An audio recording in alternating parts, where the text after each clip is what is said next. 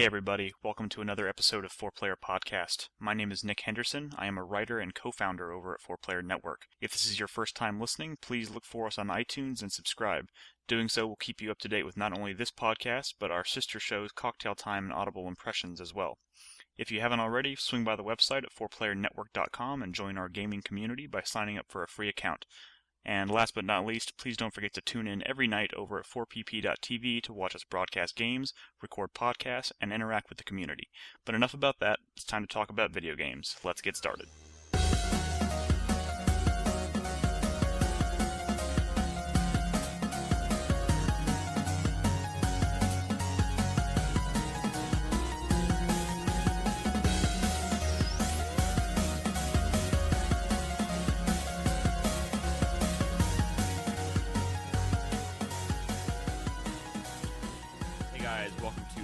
Podcast. This is day one of our E3 2013 coverage. Why are you looking at me like that, Chris? No, it's the fact that you're staring me down as you say day one. Day one podcast. Today was Dale. What was that, Joseph? This is a long day. Okay, today was conference day. It's always the longest day. A lot of people, I'm sure you've been following this at home. There's been lots of news breaking today. Today is the big news day. So we spent pretty much all day going from conference to conference to conference. And there's a lot of stuff that was announced, a lot of really interesting things, a lot of not so interesting things. But we're going to go down and we're going to talk about everything. So in the first segment, we are going to talk about Microsoft and EA. Take a break, come back, we'll do Ubisoft and Sony. And then tomorrow, the show floor opens, so we'll actually be playing a bunch of stuff starting tomorrow. So, that said, let's just jump right into it, starting with the Microsoft conference this morning, which opened with, quite honestly, one of the best things we saw all day, Metal Gear Solid 5 Phantom Pain, being demonstrated on the Xbox One. However, I'm pretty sure all of us here will be playing it on the PlayStation. We'll talk about that later. Yeah, we'll talk about later. That's a second segment stuff. So I didn't expect them to open with this game at Microsoft conference. No, Microsoft has a tradition of either being Halo or Call of Duty. Yeah, and they had their Call of Duty thing yesterday. And then, son of a bitch. But Metal Gear Solid 4 was not only a big game for PlayStation 3, but it was exclusive to PlayStation 3. Yeah. Like, it was a press conference darling for them. So to get that and open for your Xbox One, that's a big thing. That's as big as when Microsoft got Final Fantasy. No, equal rights to Grand Theft Auto. Well, yeah. Well, it's not quite that big. That's also. I would say it's pretty big. Well, no, of course it is. Would you say it's this big? Sorry. Okay.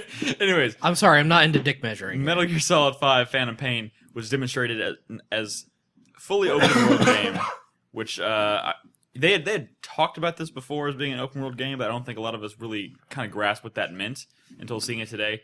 This game gives off kind of a Red Dead Redemption kind of vibe to us, at least what they showed us today. Well, it's set in Afghanistan, or at least the sections we saw were set in Afghanistan.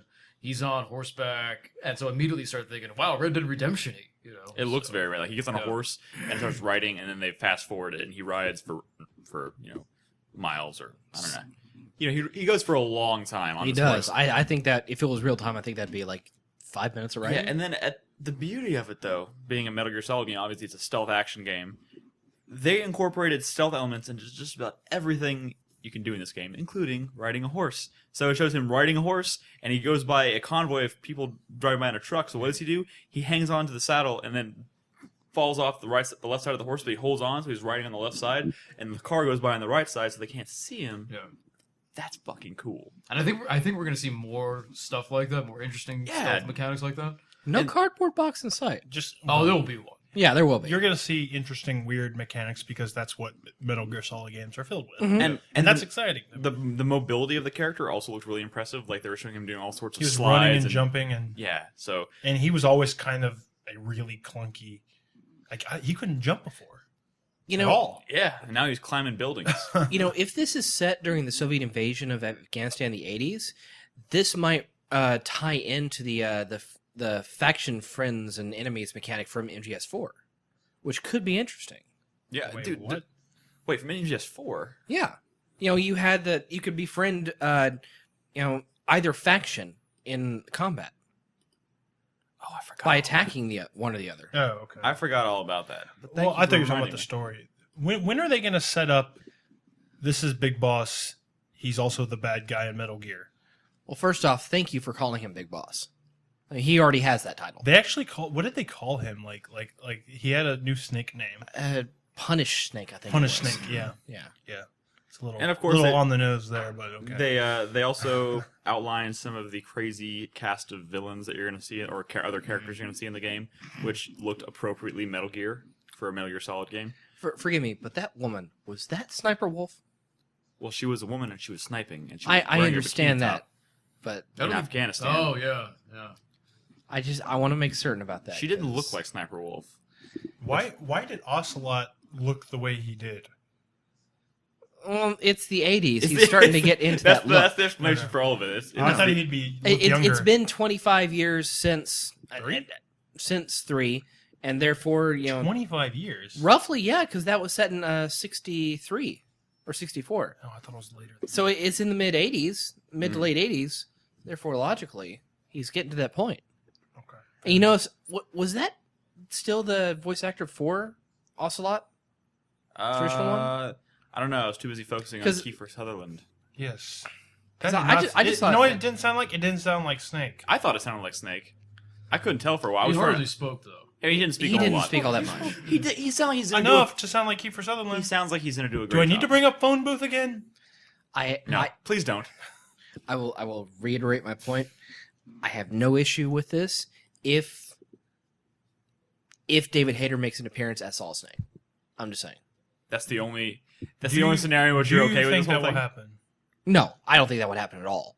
So But you're I- not okay with this. I'm okay with him being Big Boss. So, I mean, he's aging. His voice is getting more gravelly. Yeah, He's he in spoke his when talking to 50s at this Miller. point. That's right. Yeah. He definitely spoke plenty. I don't want to go tumbling down the rabbit hole of Kiefer Sutherland again. So let's move on. We'll just wrap up by saying "fuck you, Kiefer." No, Sutherland." I will not Yeah, say. get your own fucking video. We're game. not going to do that. And he's had several video games, by the way. I was pretty impressed. Hey, we're not getting into this. We talked about this last night. We're not Okay, talking. Fair about enough. this. Moving on. I think to sum up the Metal Gear Solid thing, it looked really. It looked really good. Yeah, the it's weather really stuff, good. the open world stuff. Beautiful engine. I'm glad Can I- they were speeding up to show you like the scale of some of those areas.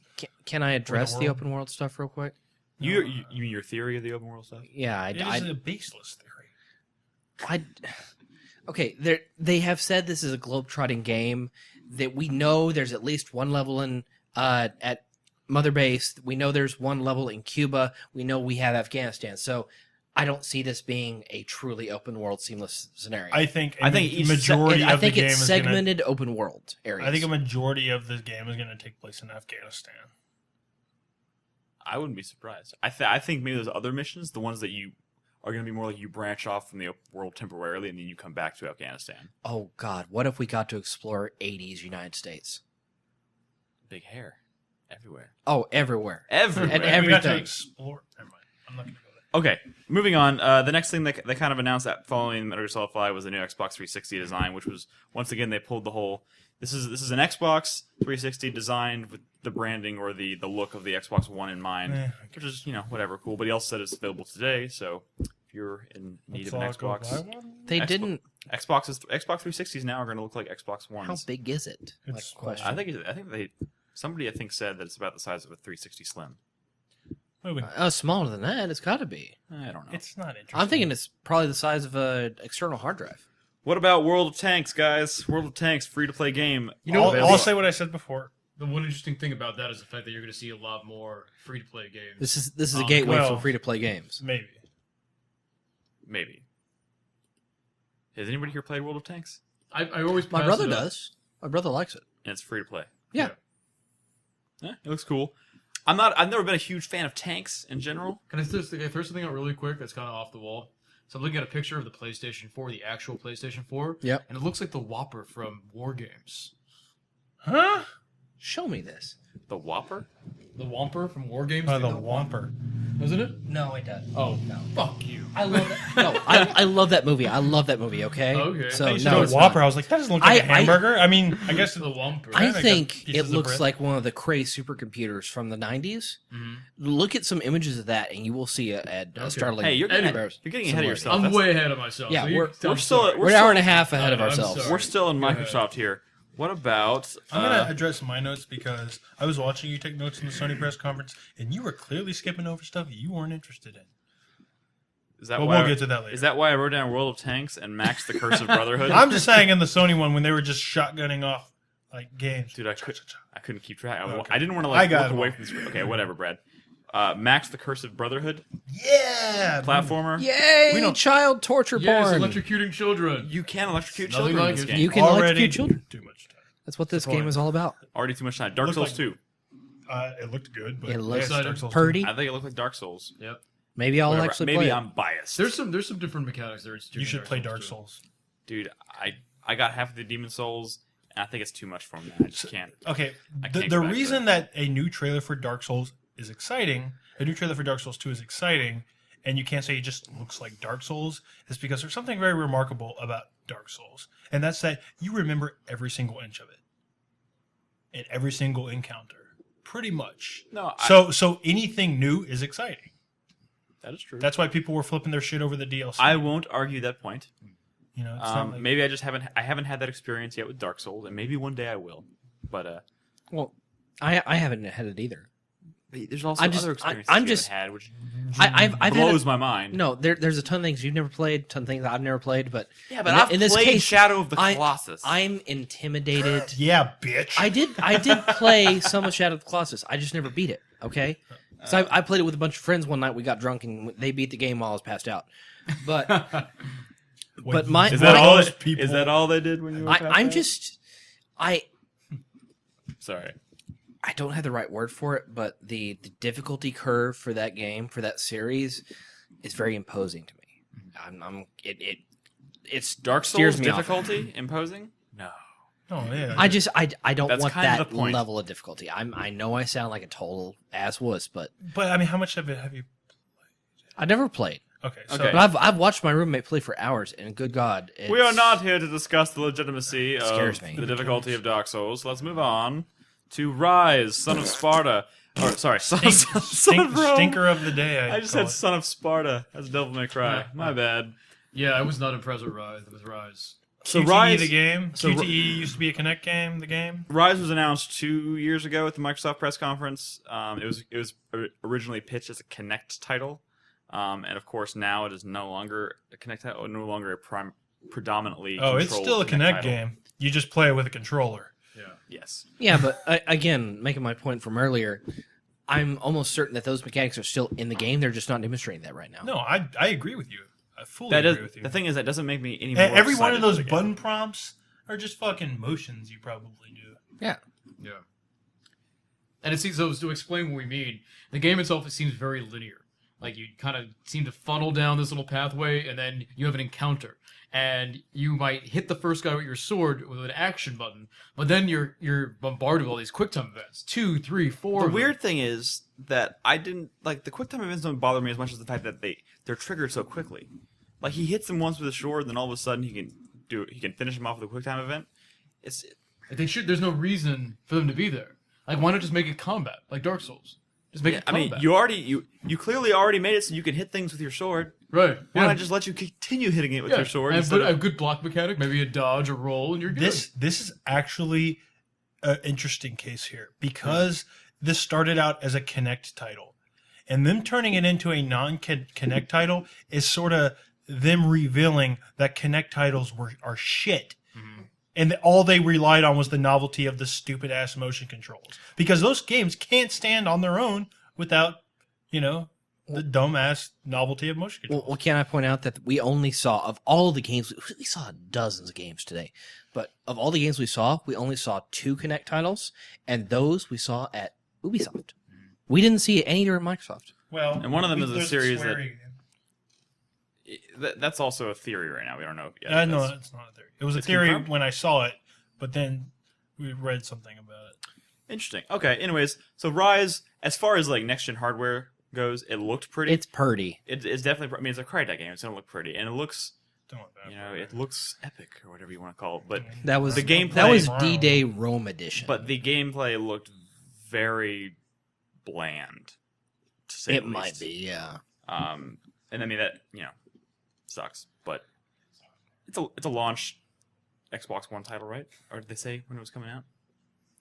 I don't know. I do like that sound design. I like what they were doing with that. Well, it's hard to not like the sound design when it's shaking the foundation of the building you're sitting in. Well, I guess that is true. There was I will often admit times where stuff was too loud you couldn't actually hear. Yeah, it was nuts. No, there's sometimes when words that were being spoken in a trailer would reverberate around the room, and the sound of it echoing off the walls would actually blot out the words they were saying next, so you would eventually not hear There what was they a were saying. weird echo. Yeah. How do you feel about Killer Instinct, bro? I'm excited.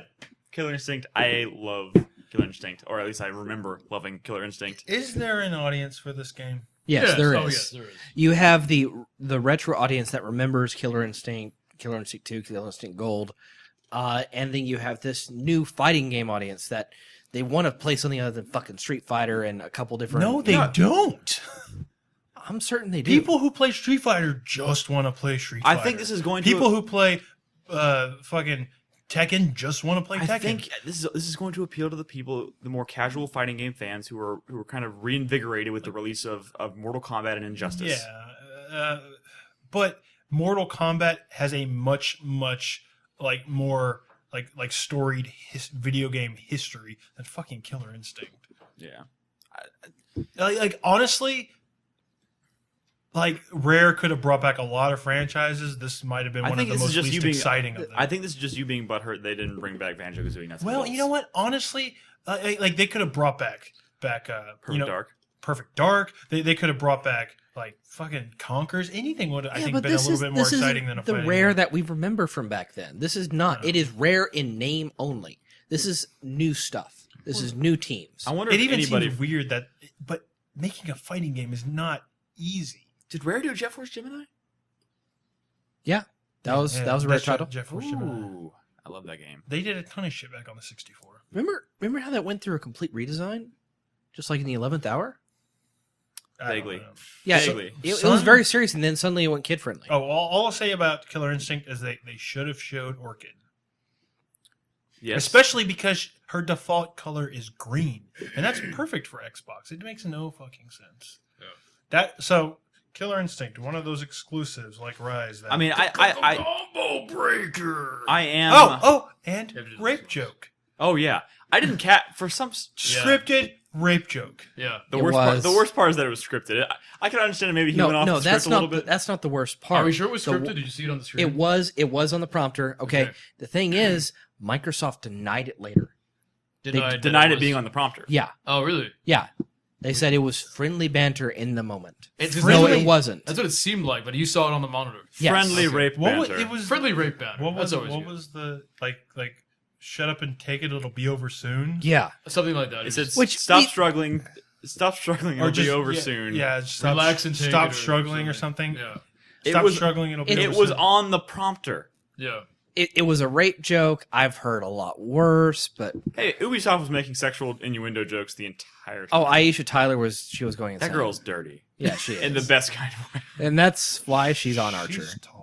She's tall. The video of her with next to the owner of Ubisoft is Eve fantastic. Guillermo, I think. It's oh god, it's hilarious. It's like me standing next to Brad. Every time, I'll do by the time the second or third guy came out, she was like, "I swear it's me, it's not them.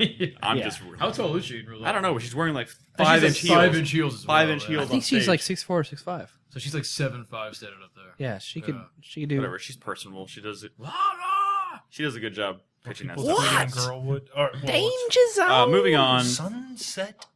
Sunset Overdrive. Big surprise, especially so quickly Wait. following the release of Fuse. Wait, don't you mean Overstrike?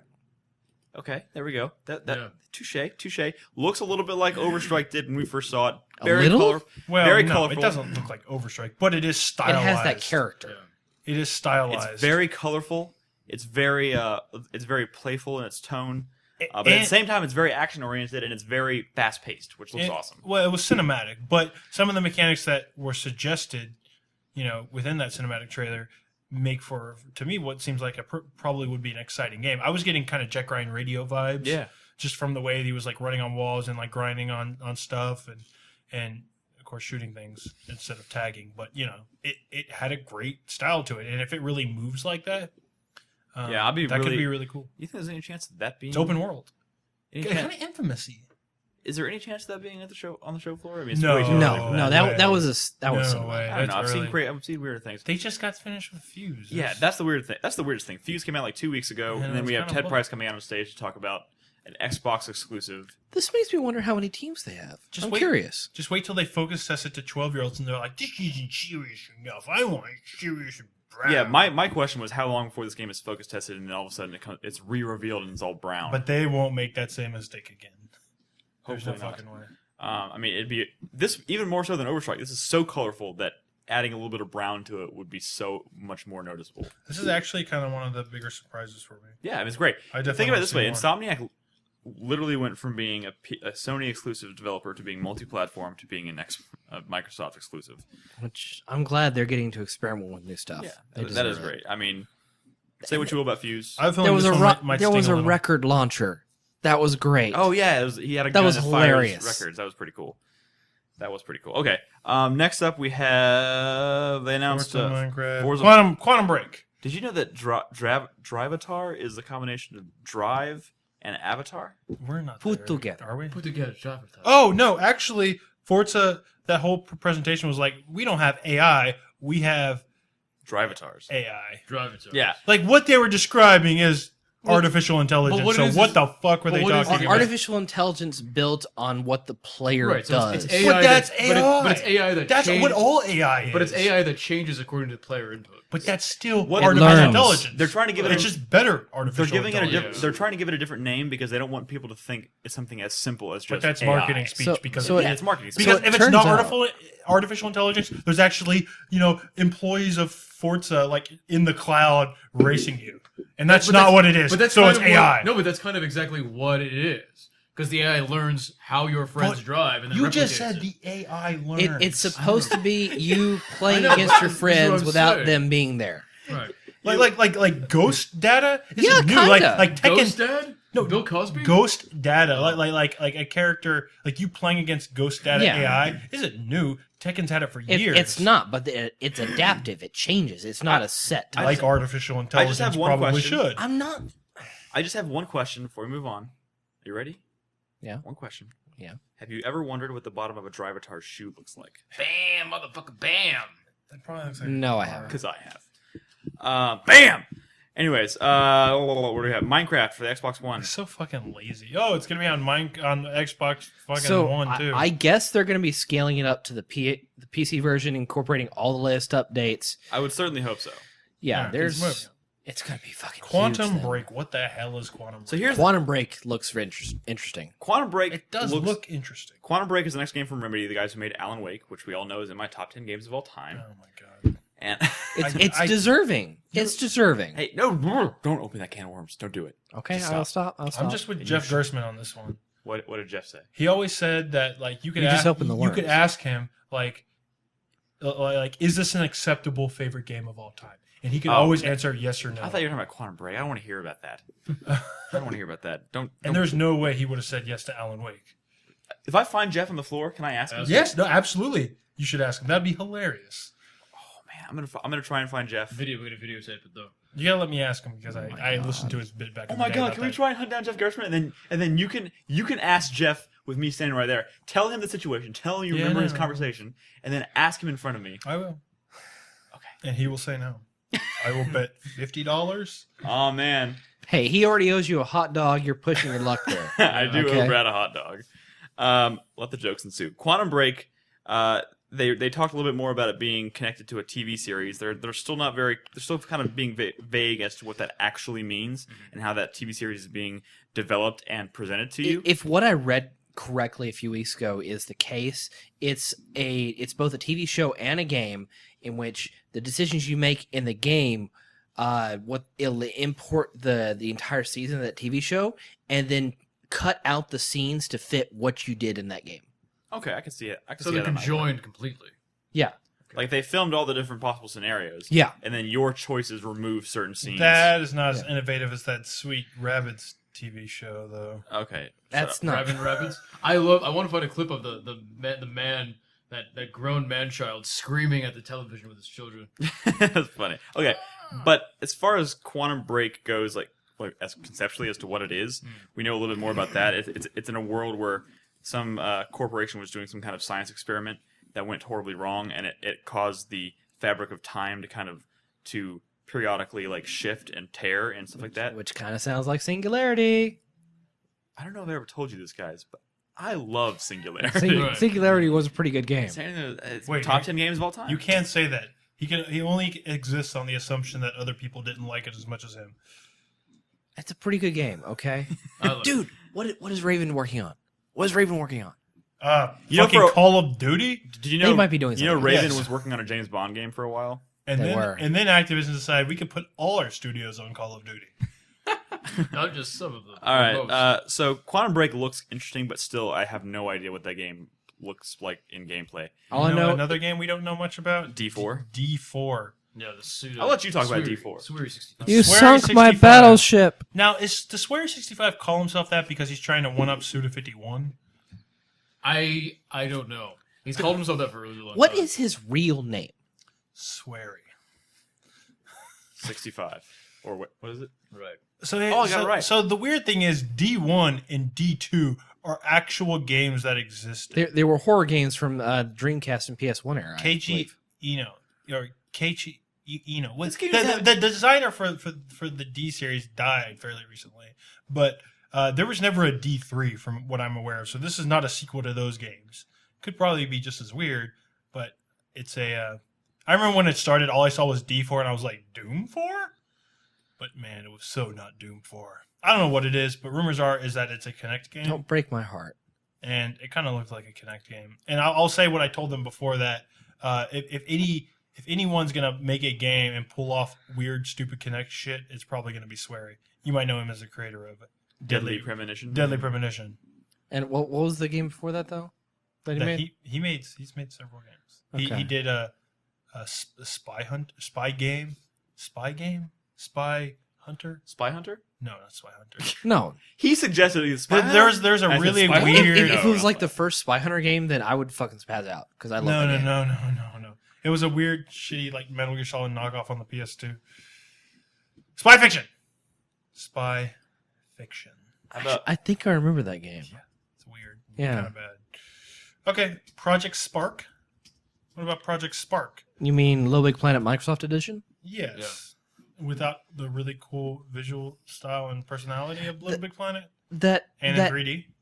that it looked immediate impressive. that immediate 3D world building that you could just pop into and immediately do with that AI routining. I think that they're doing some interesting things. What is cool is not what we're going to be able to do with it. It's going to be what the community Damn right. does with it. And so if the community's there, it could be some really interesting. Did you notice some of the interesting things stuff. they showed? Because they did a reel where they showed some of the stuff that Yeah. folks testers have created or whatever. Which is very much like what Little Big Planet and yeah, but Trials there was does. something. There was one game that they kind of flashed by really quick. It looked like Limbo. It was Limbo. No, yeah, design. but again, there's also Limbo levels in Little Big Planet and Trials. I'm saying this is the same shit that we see in these other two games that I think are much. I know, but Might my, be much my better initial concern though was at its that core. Project Spark already had this like very specific art style and like art direction. How much can you actually deviate? and how from much that? can you actually deviate from that? But the fact that you can create things like Limbo-esque levels gives me hope that maybe it is more. It gives you more freedom than maybe they were able to demonstrate. I'm on getting stage. more like Mud Nation Racers Yeah, maybe so. vibes than It Little Big looked Planet. cool though, being able to like physically change the Like world here, in real time. place down the Goblin Camp. I mean, that's not.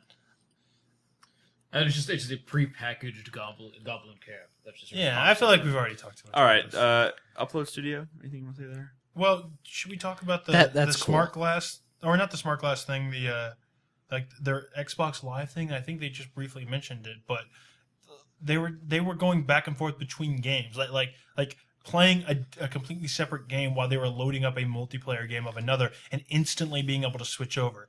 That's interesting. That is cool functionality. That is cool functionality. I mean, a lot of the success of the Xbox 360 had a lot to do with the unique live features it had that the other consoles didn't. They probably limit that to just 2 games. Well, of course, that makes sense. I don't know really how it's going to work. Honestly, it seems kind of impossible in my eyes. But I mean, if maybe I didn't really understand what I was seeing, but that's what it looked like to me. Yeah. He was playing a single-player game while he was waiting for a multiplayer match to start in a completely different game, and that's kind of interesting. And, well, both Sony and Microsoft seem to be kind of focusing heavily on multitasking and stuff like that. So this just seems like an extension of that functionality they've already mentioned. I didn't see any of that at the Sony press conference. No, I'm talking about when they first announced the hardware. They didn't focus so much on it at this conference. Yeah, I almost want to rewatch the original PS4 reveal conference just to get the whole picture in my head.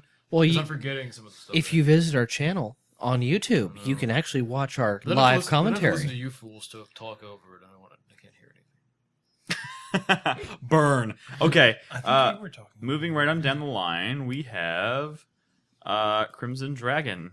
Oh, wait, no. A game where you actually... You passed up the Twitch stuff. Oh, shit. Yeah. Sorry, you're right.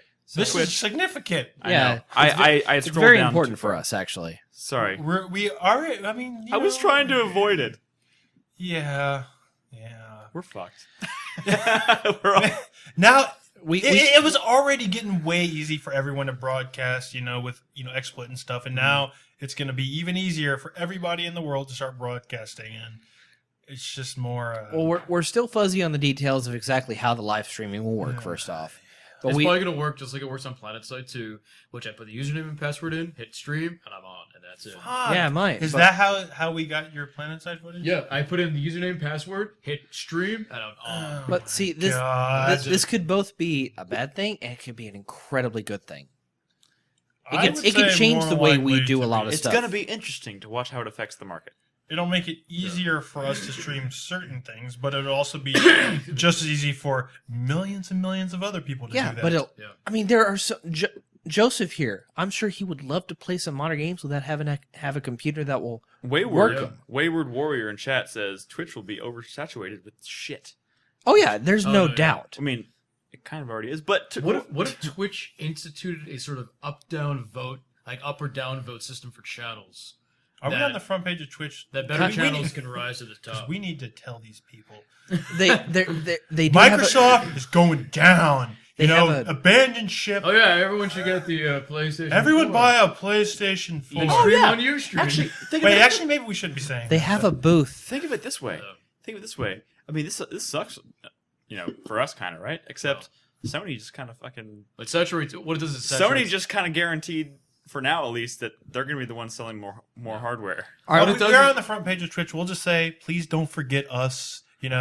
Just because you have all these League of Legenders, and just because you have all these new people who own Xbox Ones, you can't forget the people who were using Flash Media Encoder back in the day, really struggling to make it work, man. Love us, please. Don't forget about us. You mean Swifter? We were here first. I don't feel comfortable with Brad touching me.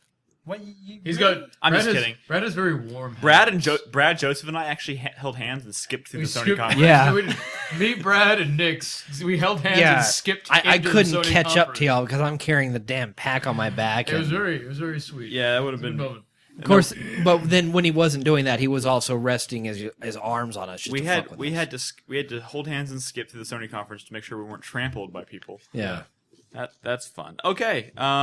So yeah, please continue to support us. Don't fuck us over. Thank you. Love us. Thanks, Twitch. They're switching to local currency for Xbox Live. About fucking time. Well, they were already offering you the option to purchase things without using Microsoft points anyway, so this was logical. This was going to happen. Yes, it should have started that way though. But anyways, Crimson Dragon. A great looking game where you actually create your entire sound design. Yeah. It has built-in soundtrack. It has customizable soundtracks. Absolutely. What happened is a really sad thing. First of all, he name-dropped Phantom Dust twice. I didn't think that would ever happen in the world anywhere, much less an Xbox press conference. But you may know, I'm a big, big fan of Phantom Dust. You know what's also pretty awesome? Panzer Dragoon. And this was a spiritual successor to Panzer Dragoon, and somebody probably had the worst day of their lives because their game was finally shown and there was no sound. Why did they not replay that trailer? That's unfair. Because they didn't have anyone standing on stage awkwardly saying, "I'm not leaving until you can play this right," like Battlefield did. Yeah. That's Did y'all hear me yelling Phantom Dust? Because I was doing that. He was. You were screaming at us. And there were Brett. people turning up and looking at you and glaring at you. What is Yeah, wrong with this well. crazy person? Yeah, that can suck it. If they had played Phantom Dust, they would turn and look up at me and go, "Yeah, Phantom Dust." Perhaps. Okay. Mr. Oblivion was probably cheering. Dead Rising 3 was the Yes. first Yes. kind of big surprise outside. Well, Well, Most no, surprises. not a surprise. Not a surprise at all, really. Oh, not a surprise at all, right, Not Chris? for something. Chris was right. No, Chris was wrong. Chris was right. So Before we move on from this, pretty much every half-ass thrown together, No, this is a fake leaked list of games that are going to be at the Microsoft press conference had Dead Rising 3 I on it. made that It list. was. It's a. I made that I'm shitty- saying there's other lists out there before you ever recorded that thing that also had Dead Rising on there. Well, I didn't look at those. Not official list, but I'm saying like bullshit, made up, faked or leaked list or whatever. Stuff that wasn't real. A lot of them had Dead Rising 3 on it because honestly, it's kind of a safe bet that we saw it here. I'm gonna say this, Chris. You were right. Thank you. You were right, but Thank you, it's Nick. completely overshadowed by the fact that you were wrong about Ubisoft conference. I do apologize for that. I did get my surprise in though, so I was kind of satisfied. But we will get to that. We will give it. Let's a talk little about bit. Dead Rising. So Dead Rising 3, for me, I'm more impressed with it on a technical level. Of the scale. The scale of it, the Oh, amount of in zombies every direction. on the screen, and good-looking zombies, not the crappy Wait. ones from Dead Rising. I Hold didn't on. find the zombies that.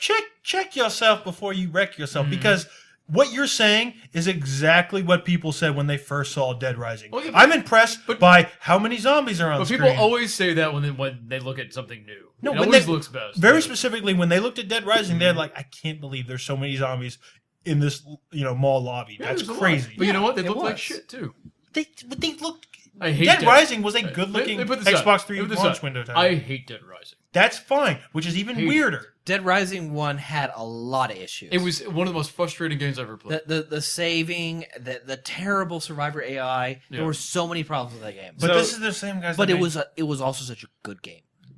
I can never get past the what Dead Rising 2? Yeah. Well, this is the Well, same. no, I'm dudes talking who- about 1. Okay, No, but 2 I also like. I believe these are the same guys that made Dead So Rising. Dead Rising 2. 3 seems to be approaching things a little differently in that it's darker in seems tone. to be a or at little least bit it more seems serious. dark. I mean, it seems like towards the end of the demo they were starting to move more towards the lighthearted stuff that we kind of come to expect from it. But at the beginning, it looked kind of like State of Decay ish, right? Am I right? Well, I was going to name drop that, yeah. And that was State of Decay. Come on, I mean, it like that does a disservice to State of Decay. Maybe not. Hey, maybe Ultimately, this game is probably going to have the same kinds of systems of the previous Dead Rising games. It's not Yeah. going to be like a deep simulation or RPG But I mean, or anything. I compared it to State of Decay because it's open world, and then he's doing things like he's running from zombies, then he climbs up onto a roof, and then jumps through a skylight and lands in this dark house, and he's exploring the house, and it just seemed like a zombie game. It's the basic exploration mechanics. Okay, so let me explain Yeah, to you yeah. my hesitations here, or my not even hesitations, my frustrations, if you will. Frustrating. And I'm not the biggest Dead Rising fan. I did play some of 1, and I did play like a good chunk of 2. But what I liked about those games were that they stood out. In a fucking generation where we've had a ton of zombie games, almost all of them had a very similar tone. They were kind of dark and serious. But Dead Rising was different. It was silly. You could put on a Mega Man outfit and shoot foam balls at zombies. You can get in the second one. You can create Yeah, a but- fucking wheelchair that shoots machine guns. That's true with the core gameplay, but story-wise, there was a lot of darkness. I mean, if you fucked up in Dead Rising 2 and your daughter fully turned, it was just a disturbing scene. But it was weird and Japanese in a way that a lot of Japanese games can be really hilarious and really serious at the same fucking Yeah. time. And I kind of that's a distinct feel that I liked in kind of. I think based on this presentation, I understand that. Yeah. I think there's. A lot I more lighthearted don't stuff think in this there. game looks bad. I just don't understand why it went in this direction when we didn't need another darker toned Dead Rising game. Like Dead Rising in Vegas, that's there's- hilarious. That's perfect. Going from a mall to Vegas, that's perfect. Like Dead like I was making this comparison before, but I felt like this was the Saints Row of zombie games, and instead of going to Saints Row 3, they veered off course a little bit. You know, I gave the example. This should have been Dead Rising in like an abandoned amusement park or something like that, where you're riding roller coasters with zombies. Killing them while riding a roller coaster. I don't mind, and I would encourage that level of humor, but with this next gen, I wanted to scale up so much because those worlds, they got boring after a while. They were sort of small and sectioned off in some ways. They were far too small after. But a while. I said, if this is a technically more impressive game, that's great. With this whole city scale, that's nuts. That is insane. That is what I think a lot of people want. I mean, honestly, the vibes that we're getting were sort of that first chapter of Dead Rising 2. Remember the one that they charged for? Remember they charged for like the first chapter? Case Zero. Where that was before they got to the fun of Vegas. It was just in this little town. Yeah. Right? And I feel like that's the kind of the vibe they're going for with the third one. But that wasn't as fun as when you got to Vegas and you went full silly, full retard. It's a little early to say, but you can pick up lawnmowers and just. But they might still have those. They still seem like they were leaning towards that. They just didn't go take it far enough in the demo. Like he picked up he made that chain. What is it? Sledge saw. Sledge saw, whatever. And then he threw it. Like he flung it and it like cut the zombie in half, like right up the middle. Like that was hilarious. Just peaking the insanity right there. But. And then they close the demo, obviously, where he uses smart glass to call in an airstrike. Which, I hope you don't. I hope you don't have to use smart glass. This shit cropped up all throughout the day of people putting out fucking tablets. Like anybody gives a shit. No, that was constant. But actually, that is kind of what replaced Kinect talk today. Is constantly bringing up tablets and the cloud. And the cloud. More so the tablets. PC sales are going down. Tablets and mobile sales are going through the fucking roof. It's not surprising that they would do something like this. It is weird they didn't even discuss at all anything about the character or the situation that he's in, because that's kind of a big situation, or that's kind of a big point of. They gave you a name, but they didn't tell you anything about Frank West. They didn't tell you about Chuck. There's a bunch we don't know. There was an about. Interesting premise when they announced Dead Rising 2. How you're trying to find a cure for your daughter, like that's kind of what fuels it, and that was interesting. Well, you're not. Well, that's the epilogue, really, the Case West. But you're right. No, you were just trying to keep your daughter alive. Right. You knew of no cure. It's weird. It seems like that's kind of a big piece of information to leave out. Witcher 3, which let's kind of, if you want to give your brief impressions of it, it's fine. But we have an appointment to see like a 45-minute demonstration. It looked good. It does look good. The only thing I'm a little worried about is they said multi-region open world. What do y'all think that means? I thought this was going to be like Skyrim. Well, I consider Skyrim a multi-region open world game. Just the regions aren't separated with loading screens. Like there are very distinct areas in Skyrim. There's two camps to this. Either it's like that, like Skyrim, or it's how you were saying about Metal Gear Solid 5, where there are open world huge areas separated by short loading screens. Yeah, short loading. Well, no, I don't think there's. I think they confirmed that there's not going to be loading screens, okay. but I don't want it to be like there's this whole part of the world, and the only way you can get through this other part of the world is to maybe go through this town or go through this narrow fucking ridge or something. I want it to feel open. Yeah. Well, we'll have a chance to ask them in a couple days, or I can't remember when our appointment is. Maybe Wednesday.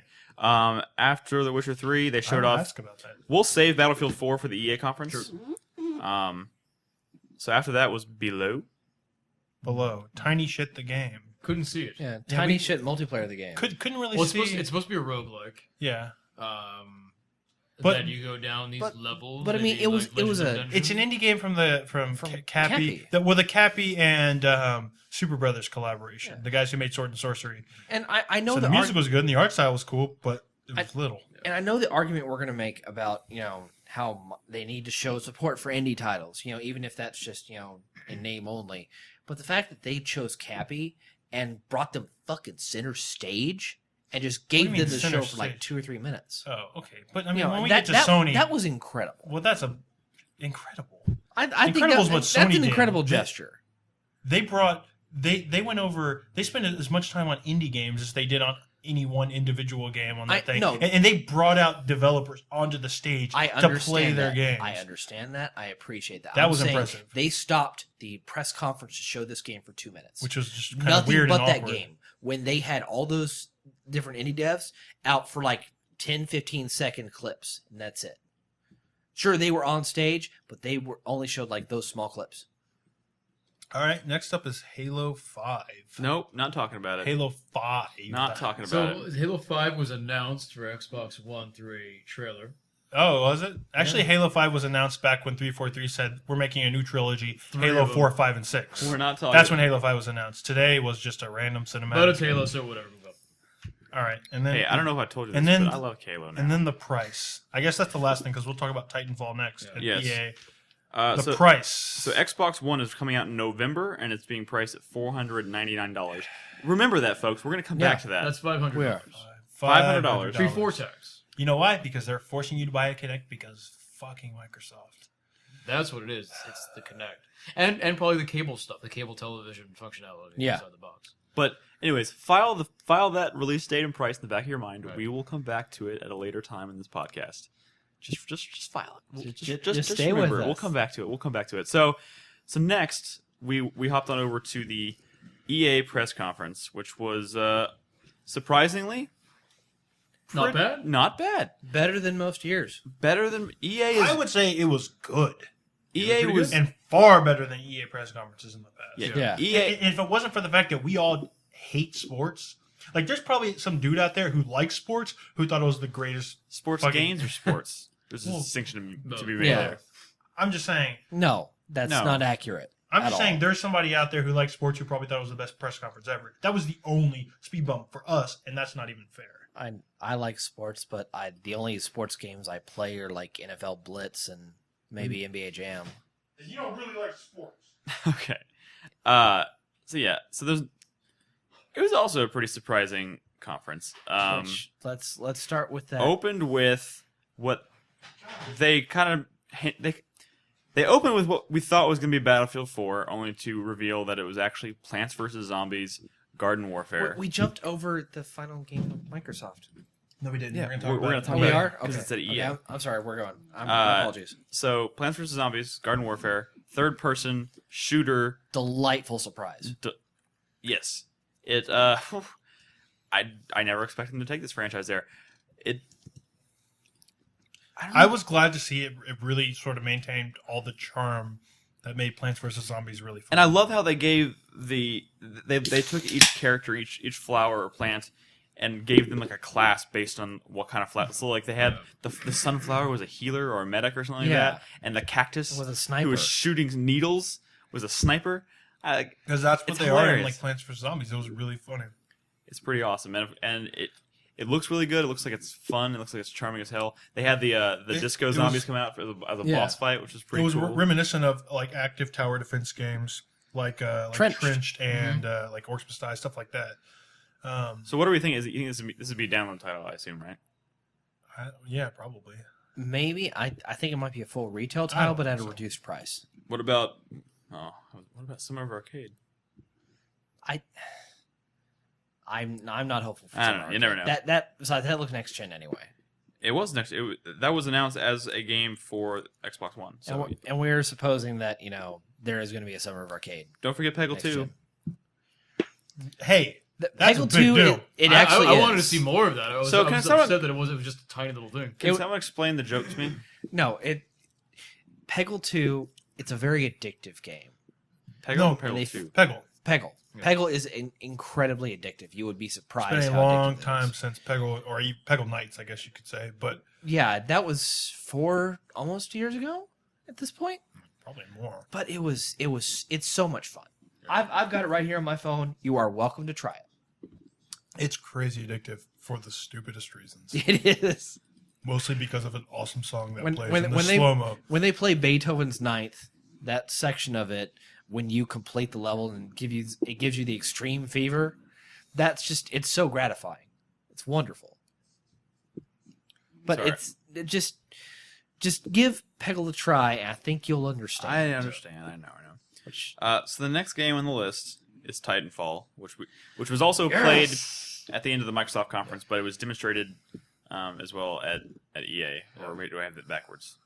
It was demonstrated at Microsoft. It was demonstrated at Microsoft, and it was behind the scenes video at EA. So this is the game from Respawn Entertainment, the guys who broke off from Infinity Ward after that Activision debacle. It wasn't just broken off. Yeah. They were fired. It was a little more complicated than that. They sued. But now they're making a game like Titanfall, which is okay. Call of Duty with mechs. Call of Duty with mechs. Mechs in general have never really blown my skirt up. I wouldn't call it Call of Duty with mechs. I would call it COD with mechs combined with what was that?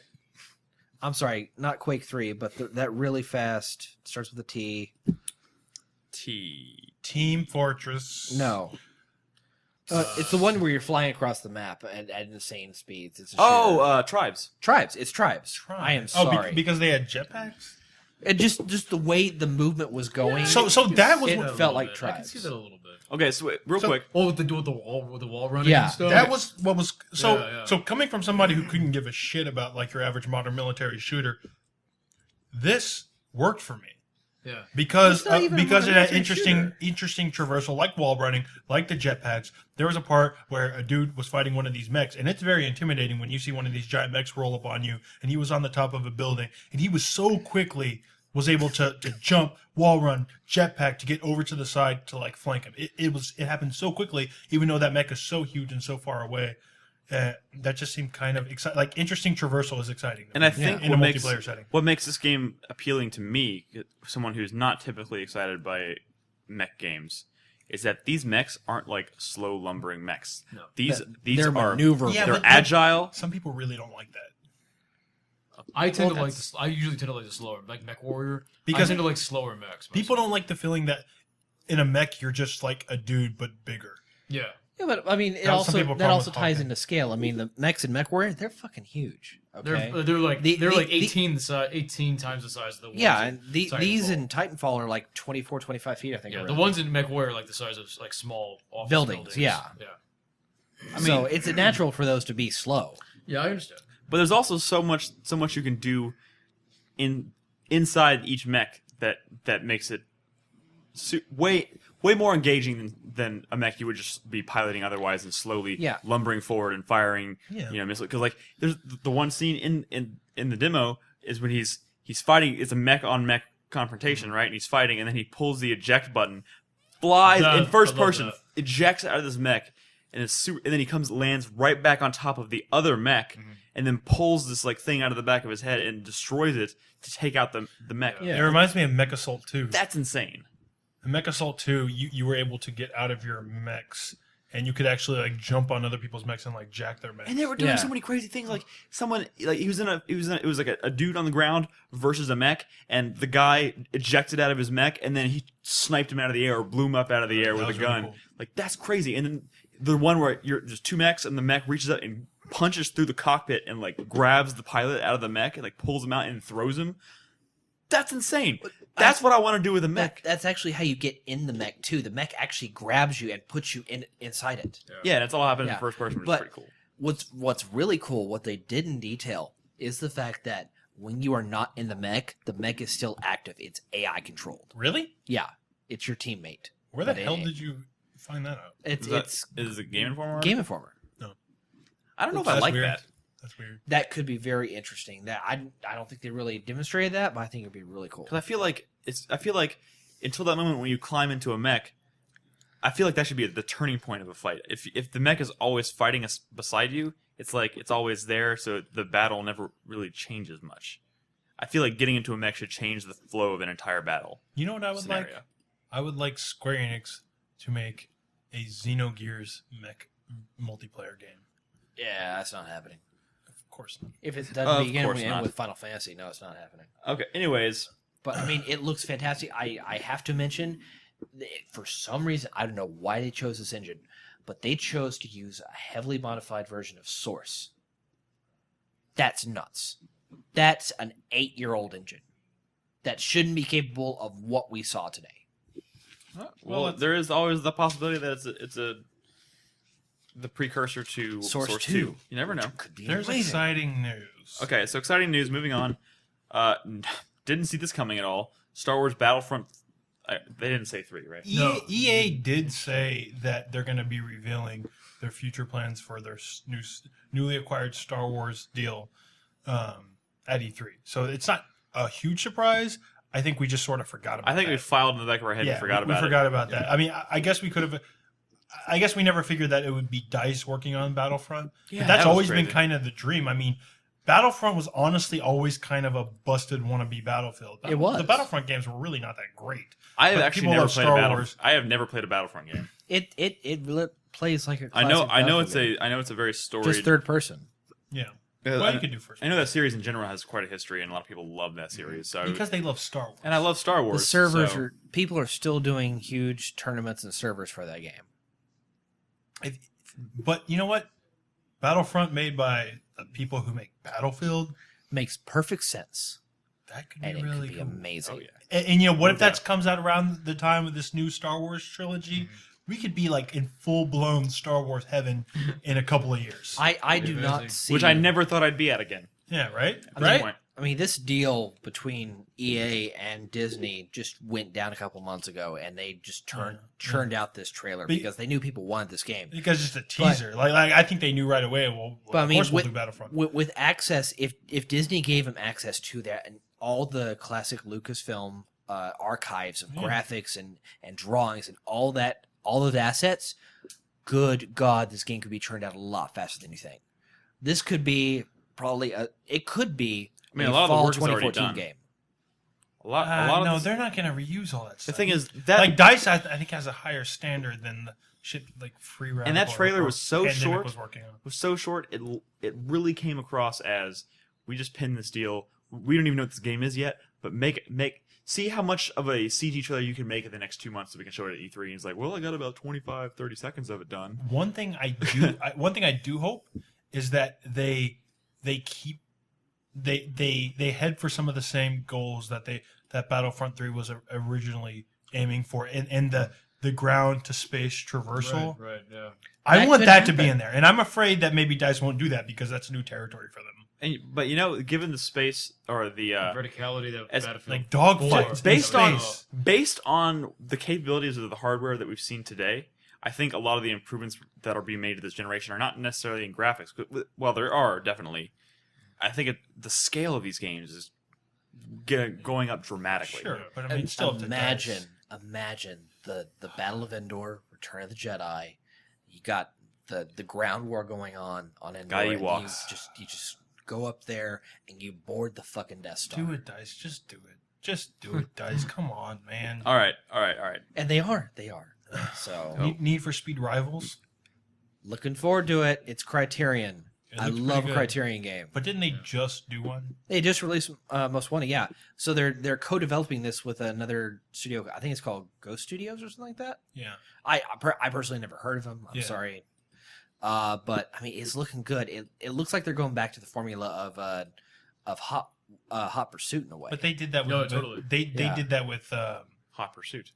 Hot Pursuit. yeah, It's called. that's They what I'm saying. rebooted- They're going. They're and they're even going Most back to Wanted that, a little and I bit. thought Let's that be was great. honest. The highlight of the Need for Speed announcement was when they had Jesse Pinkman from Breaking Bad come out. That movie's not going to be good. And I didn't even know who he was. I was like, who's this guy? It's Jesse Pinkman. Yeah, I guess so. I think Brian Cranston should I've have never just seen Breaking walked out Bad, and punched so- him in the face. We- That's just me. How many years has it been since Dragon Age 2? 2. No. 3. No. 3. 4. That was 2. No. Wasn't it? It was either You 08 are or all 09. crazy. I'm looking this up. No, right I now. think it might have been 2010. Look it up right now, Joseph. I think it might have been 2010. Dragon Age 2 came out in. Drum roll, please. Drum roll. I'm done drumming. 2011. Wait, really? Yes. March 2011. 2011. Are In you? 2 years, not even. No. Well, there's by the no time way this game it comes was out, it will be at that- least 3 or 4 years. that soon. By the time the game comes out, it will be at least 3 years. Which is fun. I don't want a new Dragon Age so fast because we saw what happened with Dragon Age 2. A lot of Exactly. it- He has a point, but man, I love Dragon Come Age 2. on. but- You gotta wait. come You on. gotta wait. This is one of the Dragon big things Age- for It's me. Dragon Age tradition Origins- with BioWare. Dragon Age Origins was in development for almost 8 years. You should have seen That game was Brad's so sad face It was the details. when that cinema played. but there was no gameplay, he was the saddest man on Well, earth. come on, man. No Dragon Age gameplay. No Beyond Good and Evil 2. No Last Guardian. This is the stuff I live on, live off of. I need this stuff. But Morgan's back finally, and she's looking pretty good, I guess. She is looking pretty good. I just want to see more. I love that Claudia Black voice. I do. They have confirmed that this is like an open world game, right? I'm pretty sure EA is. I think they said open world, yeah. Okay, so I'm going to ask chat right now. At the beginning of that trailer, did they say that this would be like an open world game? I don't think they said that at I this feel like conference. they said it in the first sentence, and I missed it because I was kind of in a daze. He was distracted. They said open. So I know like a year ago when they first started talking about it, that they said what they said is we are looking at the success of games like Skyrim. They said this. Like we are looking at Skyrim. And when I heard that, I was like, oh, I got excited because if I can get Dragon Age and fucking Skyrim's world, I've always dreamed of like the merging of the best of BioWare with the best of Bethesda to making like the ultimate RPG. That would be so great. But oh man, Yeah. Yep. yeah. So there's 2 more games. Sports. We just got to say it at least. We got to say sports. Sports. I will say one thing. I Sports- think the UHF game looks pretty cool. The what? UHF. UFC. I'm sorry. UHF. The UHF. That was thinking- Isn't I was thinking UHF about that that- movie with Kramer? No, it's the movie with Weird Al Yankovic. I was thinking Yeah, about in Kramer. and Kramer. Sorry, never mind. I thought you were But you know They're what? making a UHF game? A UHF game would be fantastic. Well, UFC. He did say. He did nail it right on the head. We do all want to know what it's like to get punched in the face. that guy was kind of weird. He's like, let me tell you guys something. I believe the original sport is 2 men fighting each other, shirtless on the beach, while people watch and cheer. And if you don't think that, That's actually a pretty good impression. that's what I'm like, dude, calm the fuck down. And then the trailer came Take on. it and down. It was that exact Yeah, thing. the funny thing, he's like, I heard somewhere that the man's oldest sport was 2 men fighting each other, and then the trailer starts and it's like, the oldest sport is 2 men fighting each other, and I was like, is that where you heard it? It was on the trailer. that guy was off. That's off his called rocker. marketing, ladies All and right. gentlemen. Battlefield. Battlefield 4. Commander mode Yes. is back. That is That is great news. significant. Okay, And I'm presuming you can use commander mode through your let's. iPad because it's No. everything smart glass. I'm course no, they- yeah, hoping. you can. No, you can. No, I know you can, but I'm hoping you can do it actually in the game. No, Oh, and yeah, you can they'll- in the they'll game allow as that. well. There's no but way here's they wouldn't. here's the funny thing. Like, if I have an iPad, I can be on the bus going home, and I'm gonna play some Battlefield 4, some Commander mode on the bus with some people, And you can call it an airstrike for 99 cents. for 99 cents. You can call it an airstrike. Yeah. Dude, was that a? Yeah, it was a. They take what they duct tape, Yeah. duct tape together. yeah. Anyways, It seems like they brought back a lot of the Most wanted elements of that series. of the not deformation, not the word I'm thinking of the destructibility Train destruction. that was in the Bad Company games. Yes. Right. Which well, it was in Battlefield 3 as well. I never Yeah. played Battlefield 3, It, so no, it was You in never played there. Battlefield 3? It just Yeah, just- you did. no, I didn't. Not even multiplayer. I played a shit ton of Bad Company 2, but no. Oh my The building God. destruction was better in Battlefield 3. It just wasn't as Prominent. omnipresent. It wasn't prominent. the part where he blows out the underground and the tank falls through that he saw Yeah. rolling overhead, That was cool. That was a moment. But then So let's talk about the obvious thing we need to talk about here, which is holy shit, they brought down a fucking skyscraper. But of course, the debate being, was that scripted? How much control does the player actually have over that, if any at all? It's not It's- scripted, but it's not like dynamic. It's not based on any sort of physics or real it won't be. destruction. There's no way. It's got to be that building has a health bar, and once it's depleted, the building comes down. Which, that is true. I think though, in the the prospect of being able to chip away at a health bar in a building though, while people on the other team are upstairs fighting. And we're not just talking a 2-3 story, but we're talking about an 80-story tower. Yeah. Like, if they're up there when that thing calls down, I presume you die. Yeah. So, if you chip away at the Well, building, no, you could parachute out. That's cool. But You it could was so parachute- cool that when the building was And you starting could showing pick 'em off. signs. Yeah, you can pick them off, but Pick off the base jumpers. when the building started showing signs, it started tilting, and then the building warning alarms were going off. And I was like, "Holy shit, they're gonna do it!" I was like, "It's not gonna do it. It's not." In Battlefield 3, were you able to like jump from a high distance and just Yeah. parachute? You- Yeah. You Yeah. were? Okay. This is my question. That's This is, really Not that cool. high. if we Not have an that high. opportunity to speak to any developers this week about Battlefield, a specific question I want to ask is: can all buildings be taken down like that, or is it just one or two buildings? fucking way. That is That's- a centerpiece in that map specifically. But I want to point out that at the top of that building, that was one of the capture points, so that could change the game dynamically. Okay, but again, I still think it's very specific to this map. Either And way, it's one building. it has some cool implications on the gameplay, and it also seems like a logical stepping stone towards a future in which you can do things like that in games. Oh, well, maybe in about 10 In the years. post 9/11 era, we can do this now. Finally. Maybe if Red Faction still existed 10 years from now. And let's wrap up the first segment. Wait. of this pod. Before we do that, can Battlefield 4, the single player they showed in the Microsoft press conference, Yes. I thought looked kind of lame. What about it look lame? I It know looked kind of boring. And then going to EA Yeah, but you're- and seeing you're Battlefield always- footage that was like, oh, this is why I kind of like Battlefield. what about that looked boring to you though? That looked That was what I was afraid of all these shooters fucking being. And I was pleasantly surprised when I saw stuff like Titanfall and Battlefield at EA. But that, you don't oh, like these are- modern military shooters. You've said it looked time and time boring. again. I It- understand that, but that's boring. you. the fuck. He was just shooting dudes. That's what you do in a shooter. But those aspects. He was of also it, having to dodge planes that were sliding down the deck into the water. Yeah. That seems so like roller coaster scripted. Well, that's what these games do. They do it it's- exceptionally well. Yeah. And I don't think that's why people love them. People love them because No. they have great multiplayer. Oh, Battlefield has great multiplayer. course. No No, doubt. I disagree with that. I play Call of Duty for both single player and multiplayer. But more so as time has gone on, I play for a single player and then I don't play the multiplayer. Even for Battlefield. Nobody does that for Battlefield. No, I'm talking about Call of Duty. I'm not talking about Battlefield. No, it's the exact I opposite. think with people that. are like invested in like the story of Call of Duty or something. I don't know. But I am. It's But- actually but an interesting universe. it's such. Oh, it's you such haven't it's such a played Shadow boring of the game design. Colossus. Exactly. I mean, I- we're talking about like I'm saying Call of Duty's boring game design, and he just mentions Shadow of the Colossus. That's exciting game design. You've shot plenty of dudes. Tell me what was exciting about that Battlefield 3 single player. He shot the brake on F-18 and it slid down and ran over people. But you don't have to do that. That was just an option he chose Yeah. to do. You know, That it wasn't like was the plane was funny. shining with a big shoot knee. Hey, why don't we No, it talk wasn't. about... Yeah, except when you play the actual game, there's going to be a big fucking yellow triangle saying "shoot." No, fucking. No, there Probably won't. Not with if I don't know, they Battlefield would 3 single player, if from what I it would understand, was not- kind of a dog pile. if it wouldn't have had that UI on there, the HUD, I would have believed you completely. But since that game had the HUD set up like that, it didn't show a prompt, so I don't think we would see a prompt at all. Okay. Let's talk about it again after we've played the game, because it'll be on the show floor. We'll have an It opportunity seems like to an play it. isolated set piece, and one you've already seen, so that already kind of makes it not as Yeah, cool. but that's also a possibility for more things like that. Okay. Yeah, if that Consider me is skeptical. if that is what I'm they not shitting on Battlefield 4. Like I said, the multiplayer looks fun.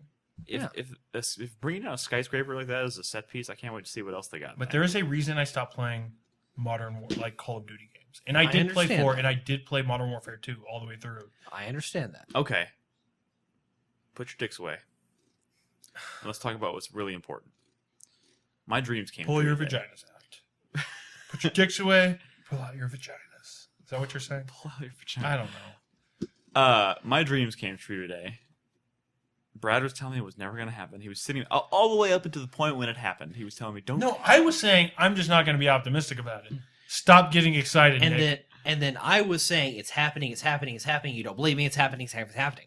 But see, if it didn't, you would have crushed him, and I would have been like, "Come on, Nick. We knew it wasn't going to happen."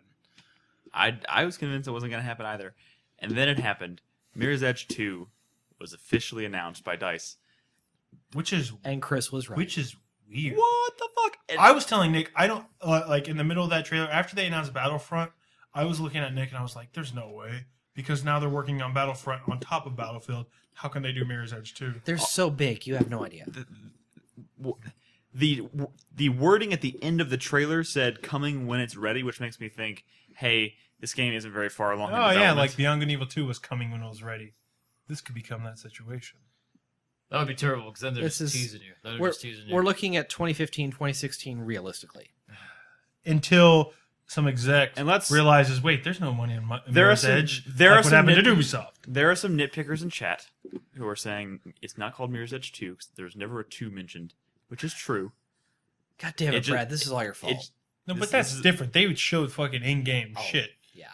It says it just said Mirror's Edge, and it doesn't have a whole line of numbered games.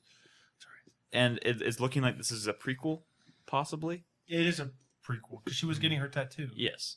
So Well, no, it was a different tattoo. No, it wasn't no. the eye tattoo. It was a completely different. No, tattoo. she got her eye tattoo at the end. It was a bloody eye tattoo. She was getting that also. Okay, maybe So- I need to watch it again. let's point out the obvious things here, the Okay. important things. It's not a Connect title. We don't know that. It's not. Just saying, we don't know. It's not a Connect title. Just saying. It's not a Connect title. It's not a Connect title. I It's also not a Mexican Xbox. title? It's not an Xbox exclusive. no, it's not. You were gonna say Mexican. Doesn't It's surprise not a me. Mexican. And there are no insurance commercials. We don't know Fro- that. None were shown in the trailer, and it looks like they've gone the more realistic route. Until here. you pointed that out to me a few weeks ago, I never saw that. What? Mirror's Edge 2 made me a believer that other great things were gonna happen for the rest of the day. The, and they the kinda very didn't. next conference, he's like, apparently Ubisoft is teasing at Beyond Good and Evil 2. So, well, somebody tweeted at me they were teasing it on Facebook the other day. And Somebody I was- read that somewhere else, and man, fuck. I guess we're on Ubisoft now. Well, we're taking a break first, but when we come back, Oh. we'll talk about Ubisoft, and I will say it won't take very long. that I'm actually a really big fan of Mirror's Edge 2, and I've been waiting for this one for a long time as well. As I am I. was hoping people would kind of pull up the original podcast where we first talked about Mirror's Edge. I kind of wanted to listen to that. It was a divisive game. It has problems, but conceptually and like aesthetically, it's beautiful. It's It's a gr- it's brilliant great. idea. It's it awesome. was beautiful visual design. I only had a few problems with it, much later in the game that were just bitchy areas. And that anyway. soundtrack. That soundtrack, man. soundtrack. Oh my god. All right, so Mirror's Edge 2 happened. My life is complete, and the show floor hasn't even opened yet. Fuck it, I could fly home tomorrow. I don't care. Mirror's Edge 2 is coming. I gotta be honest with you. I don't. Another reason I asked about that podcast is I don't remember Nick talking about Mirror's Edge. Did you play it when it first came out? I think so. I bought it when it first came out. I remember David talking about it. I remember me talking about it. In fact, I remember very specifically the things I talked about. I'm almost positive that I talked about it when it came out. Anyways, we need. It's getting late. We need to move on. We're gonna take a quick break. We'll come back and we'll talk about the Ubisoft conference and the Sony conference. Mainly the Sony conference, most likely. A lot of stuff happened in that second conference. So holy shit! Stick with us, guys. We'll be right back.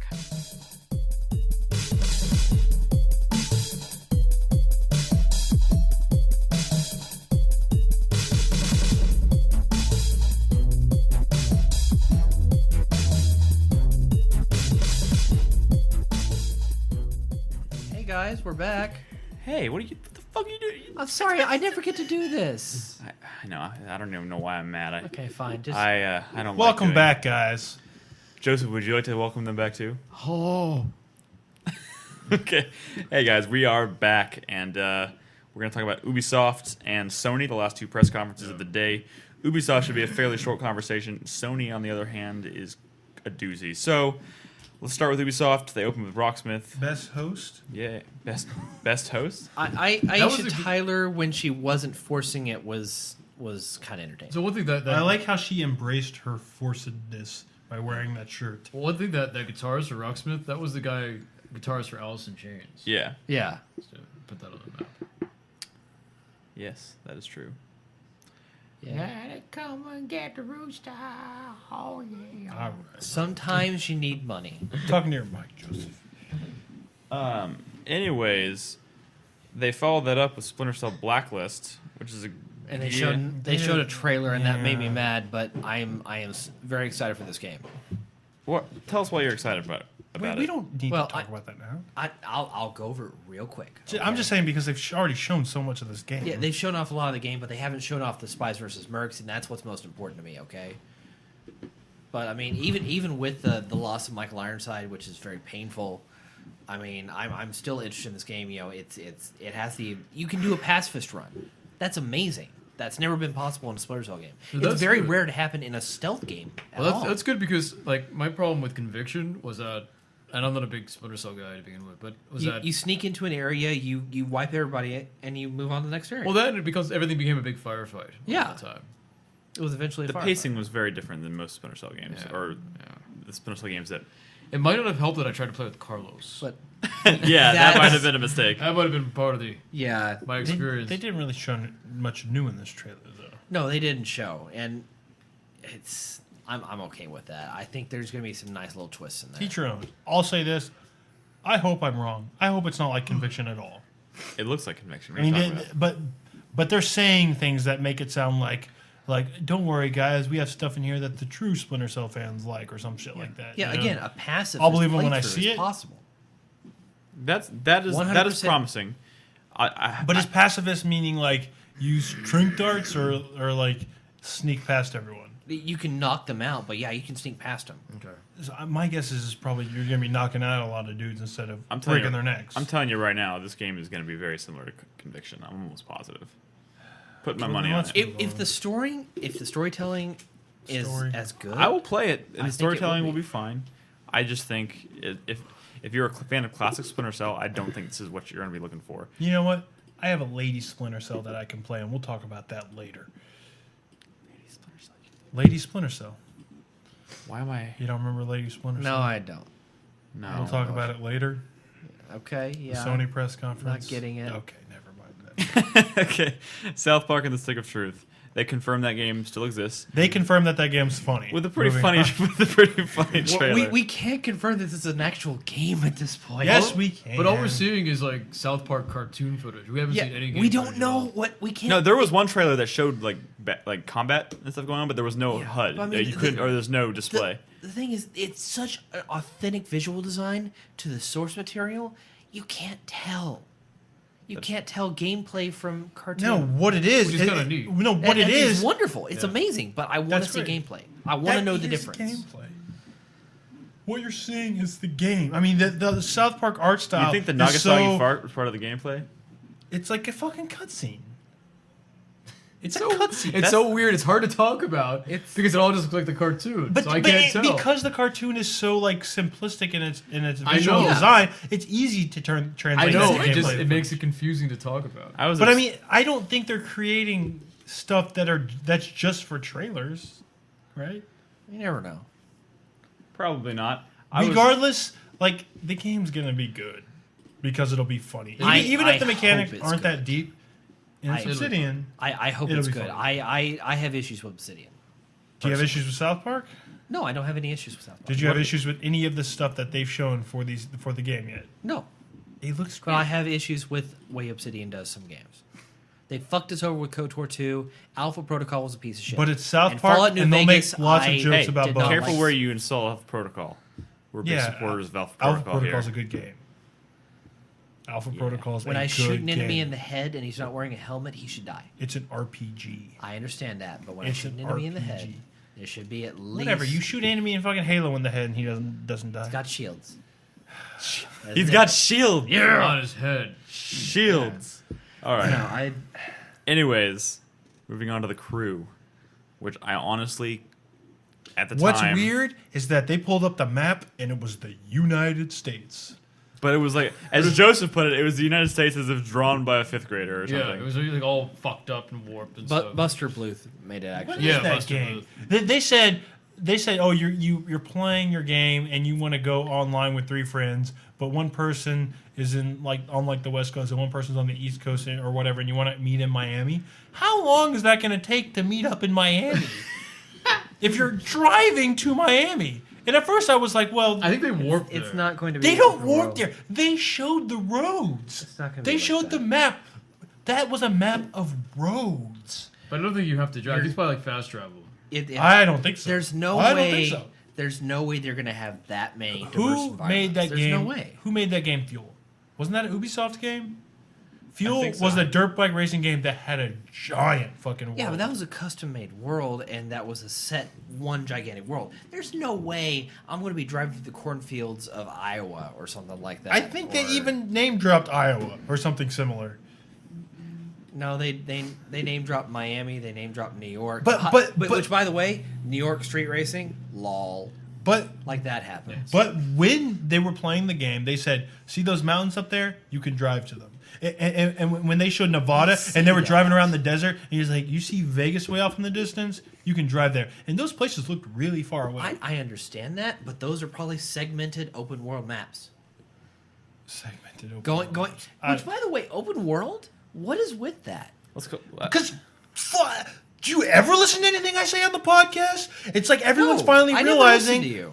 people I only sit in the next room and yell at you all the time. people like open world games. No, I appreciate that too. I like open world, but just the amount of open world games we're receiving, it surprises me. I didn't think we'd get that much. Call I of like Duty that there's more. We have is already linear. spent far too long talking about Call this of game. Duty's linear, but it's successful because of its multiplayer. You look at the other games that are successful, like Skyrim, like Borderlands, like Assassin's Creed, like GTA. People like them because they're fucking open. Can you get out of your car? State of Decay. People like it because it's fucking open. So it's a Minecraft. People like it because it's fucking open. Do you have to stay in your car the whole time?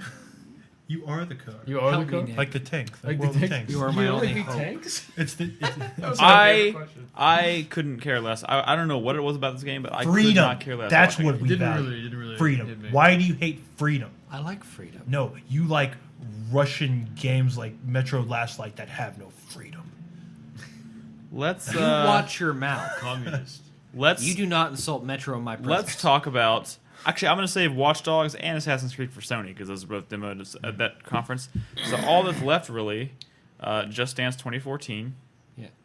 That rather which Trial? Connect title Trials Trials Fusion and Trials Frontier. sounds Trials? really interesting. Fusion looks great. Dude, I love fucking Trials. I love Trials, I man. know you love Trials. So I was playing Trials the other day, and somebody made a map specifically based on Stargate SG-1. You know what And it they is? had an entire war going on in the background.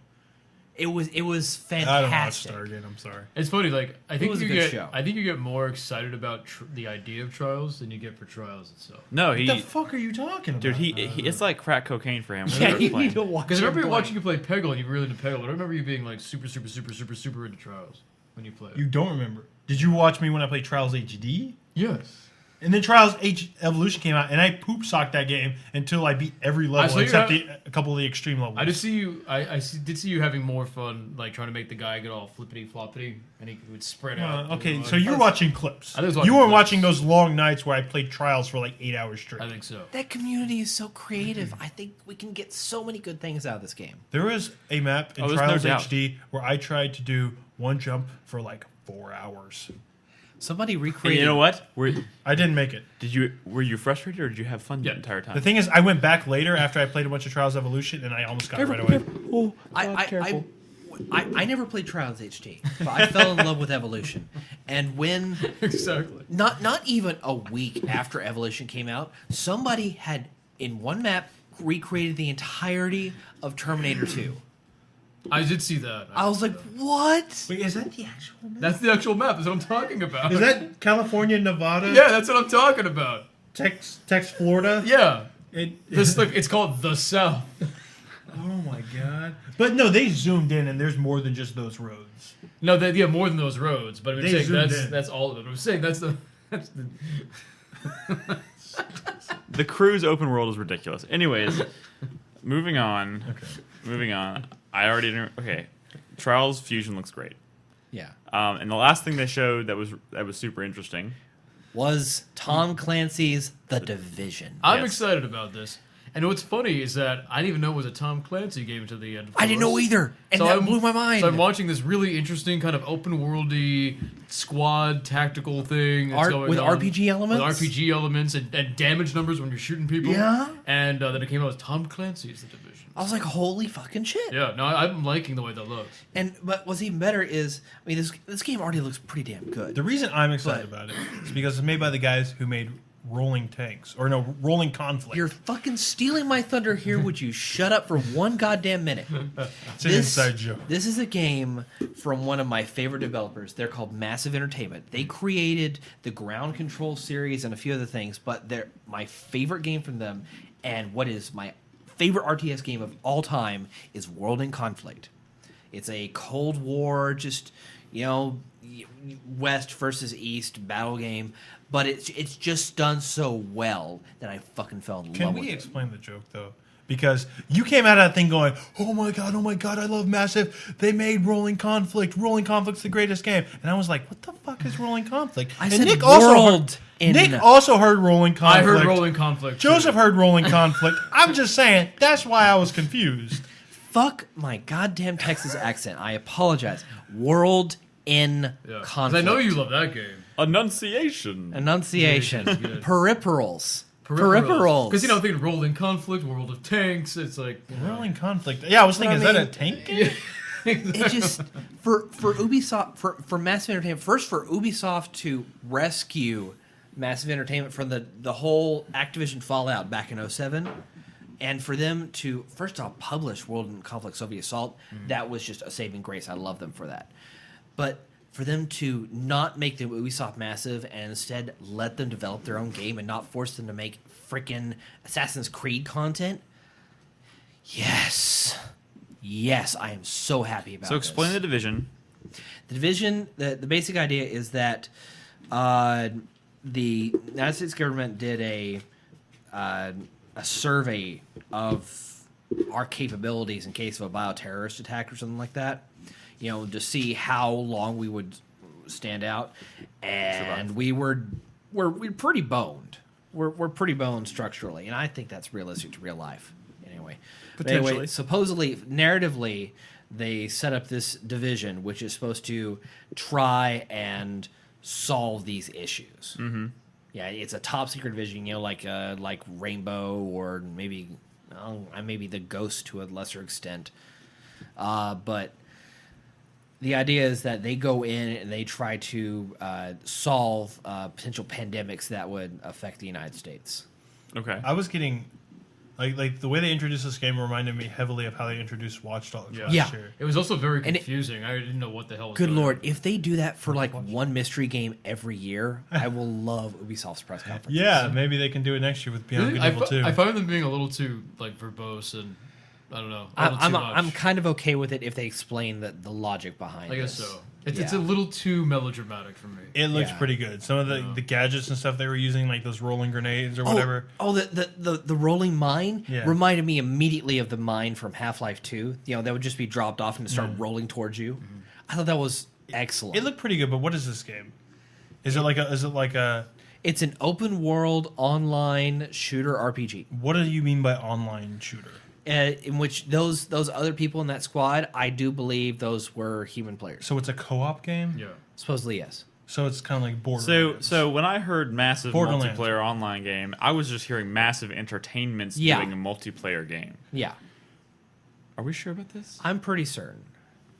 They didn't make it super clear. Okay.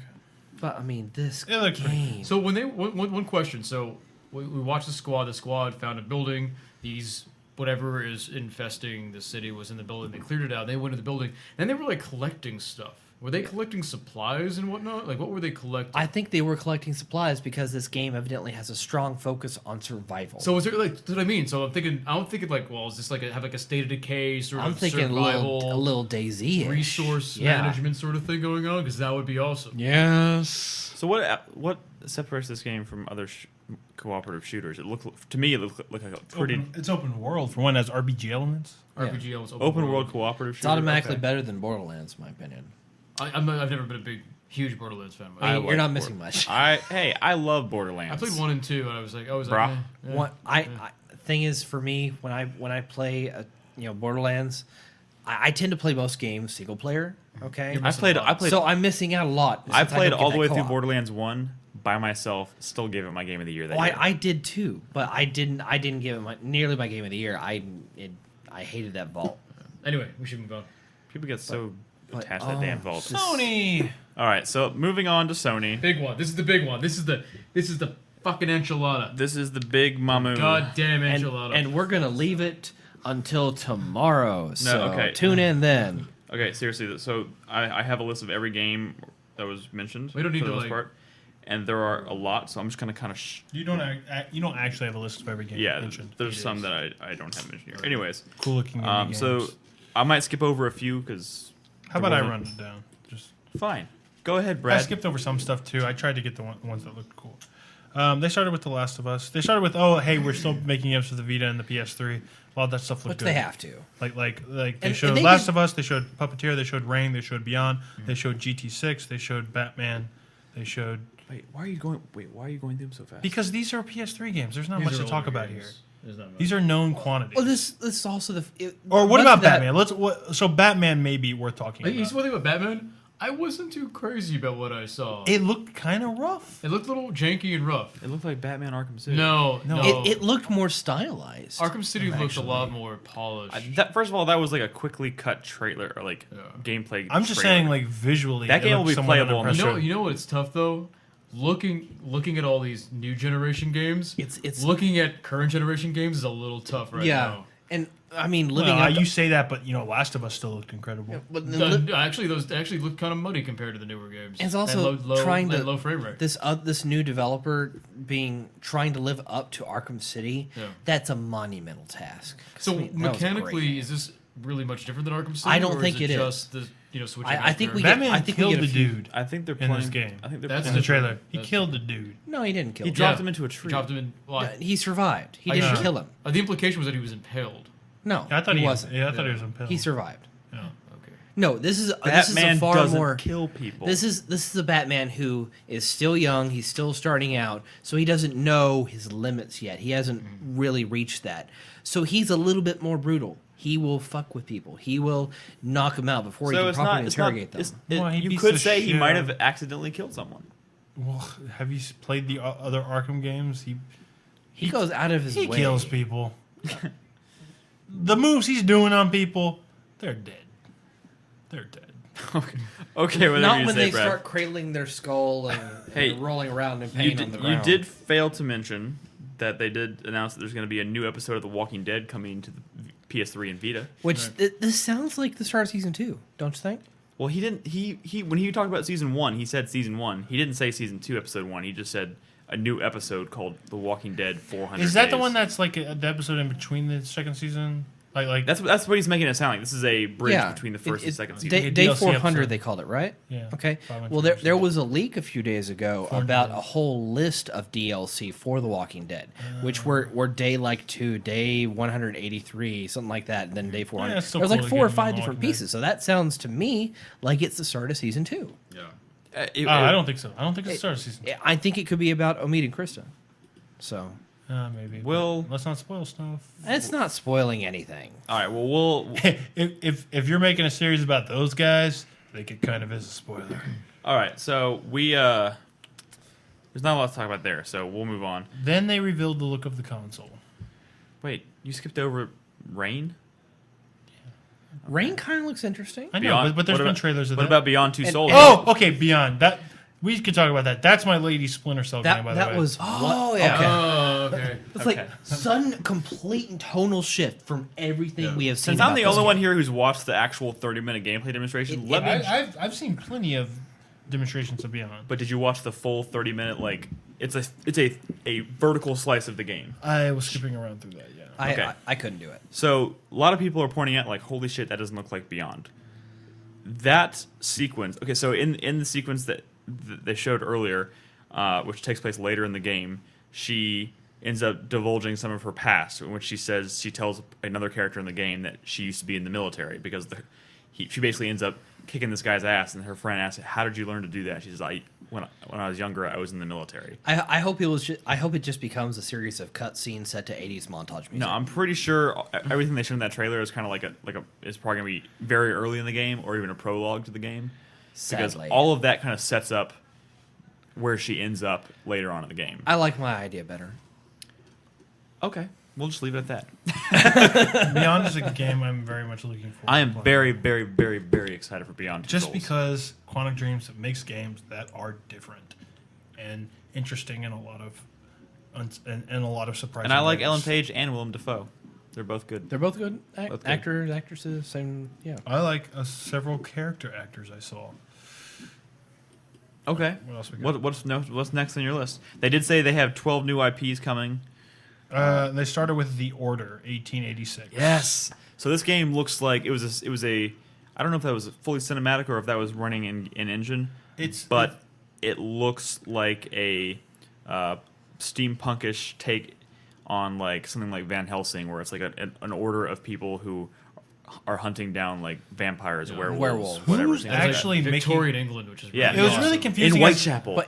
But it's not just Victorian England. If you look beyond, I mean, there's towers off the distance. They had surprisingly machine futuristic. guns. They had freaking Oh, machine guns. there was there was a subway train. No, and there was subway train, and there was the blimp. The blimp. Yeah. the blimp. That's why I said steampunk. Machine guns. So I'm like, That's called steampunk. It is folks. steampunk. Okay. this is there was more like steampunk.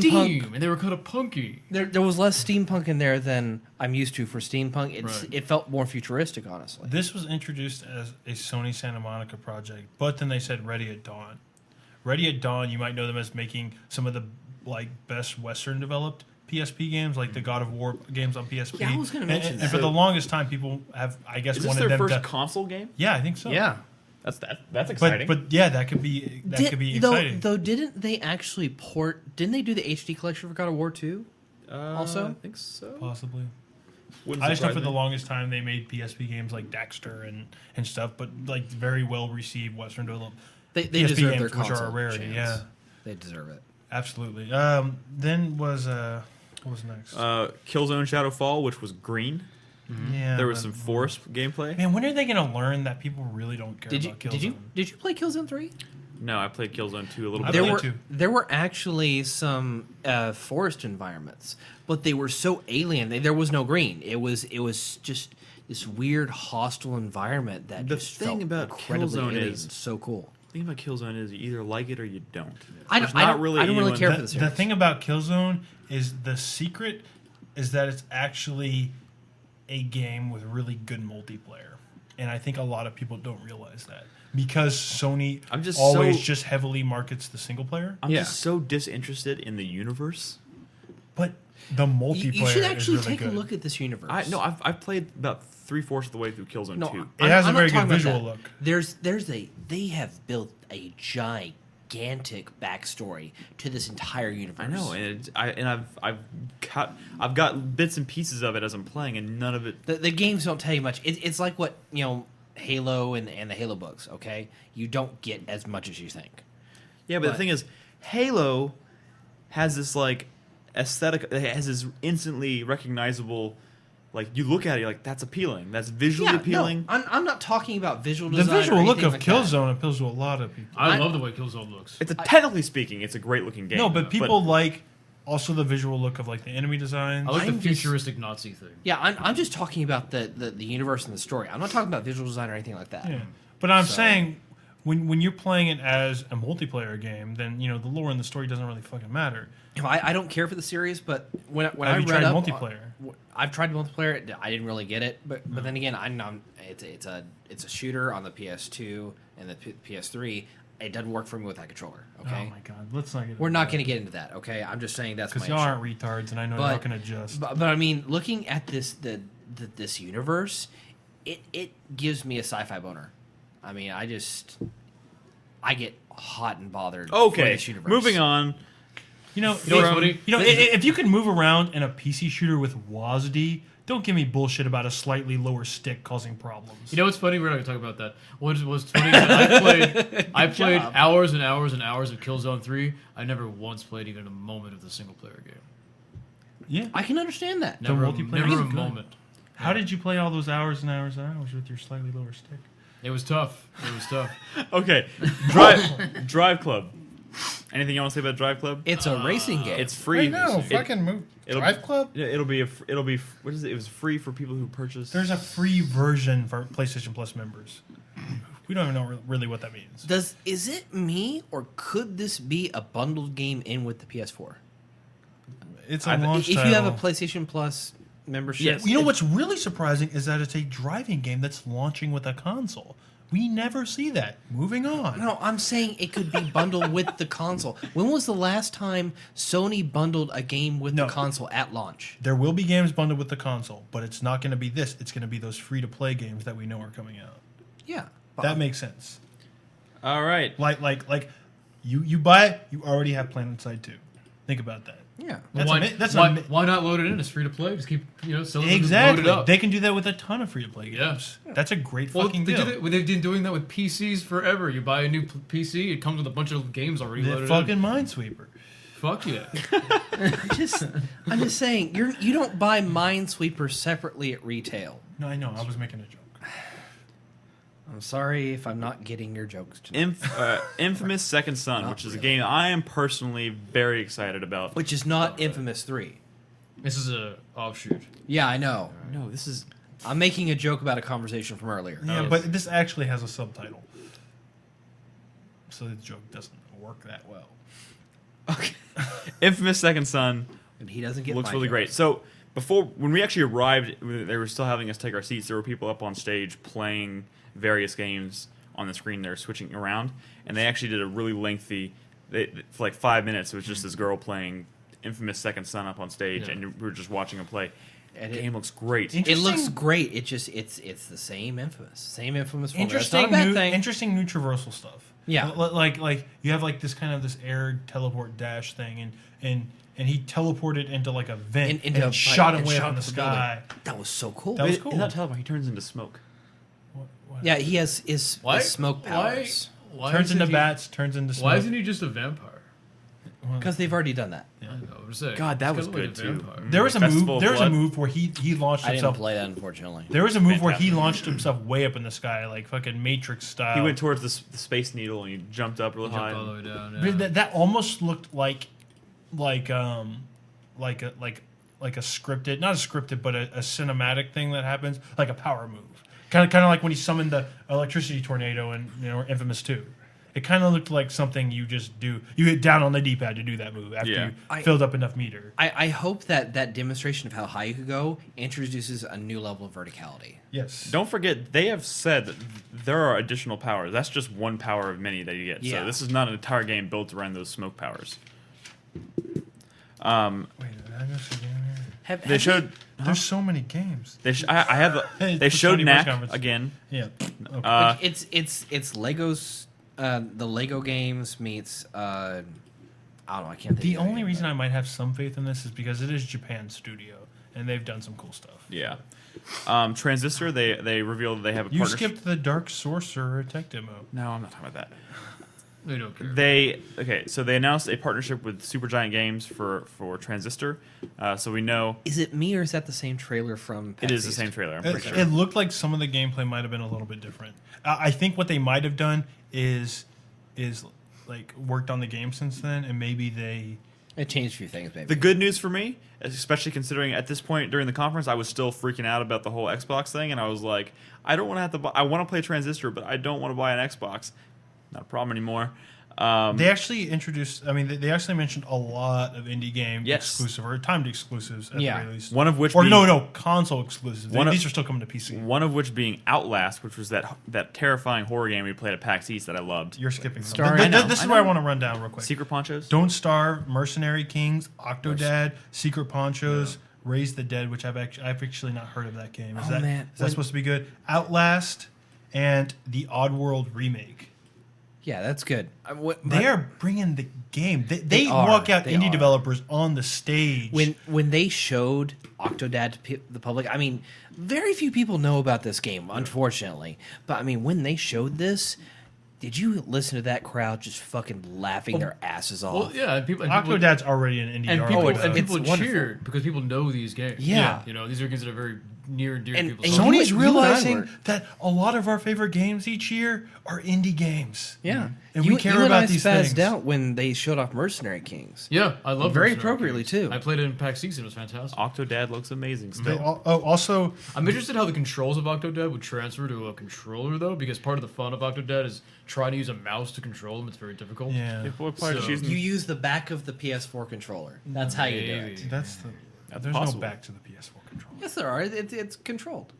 It's like what they did with the Vita. No, that's the front, not the back. Isn't there? No, the front has that touch stuff. All right, here comes the No, big wait. stuff. They also said Galaxy, which is actually from I think 17-bit Studios. I think that's what they're called. These are the guys that made Skulls of the Shogun, or the guy who made Skulls of the Shogun. They mentioned it as an open world side-scrolling space shooter, and I think that's like a cool structure for a genre that's usually super linear and to me kind of stale because of it. So it could be cool. I'll just say that. All right. Galaxy. Galaxy. Oh, So I get it. Now we have Or a they're zombies. clusterfuck of big titles to talk about. We won't spend a whole lot of time on them. So Final Fantasy Versus 13 has officially been confirmed. Which one is that? Did I not call that like was a it the billion one- times? Yeah, same Final here. Fantasy Versus 13 is now known as Final Fantasy 15, which we had speculated before that one- was going to be the which one is case. that? I was sure about that. Would you like to make that? Just go ahead and tell chat that joke, Joseph. No. It's Yeah. Listen to Cocktail Time. I'm this week. assuming y'all aren't the biggest fans of Final Fantasy. I'm I- very confused about what these numbers and letters mean. I don't know where we're at in the series. No, It doesn't- Well, the- here's the the numbers thing. don't It used to matter. be called Versus 13. 13 came out, everybody hated it, and then they realized, well, maybe we shouldn't call this other game that looks kind of cool Final Fantasy Versus 13 because everybody hates 13. Why don't you just call it 14 then? Because there is a 14 already. There is a 4. It's the MMO. 14 is the MMO. It's the MMO. What do they just pick a random number and say, make an MMO? It's 14. We'll never get there.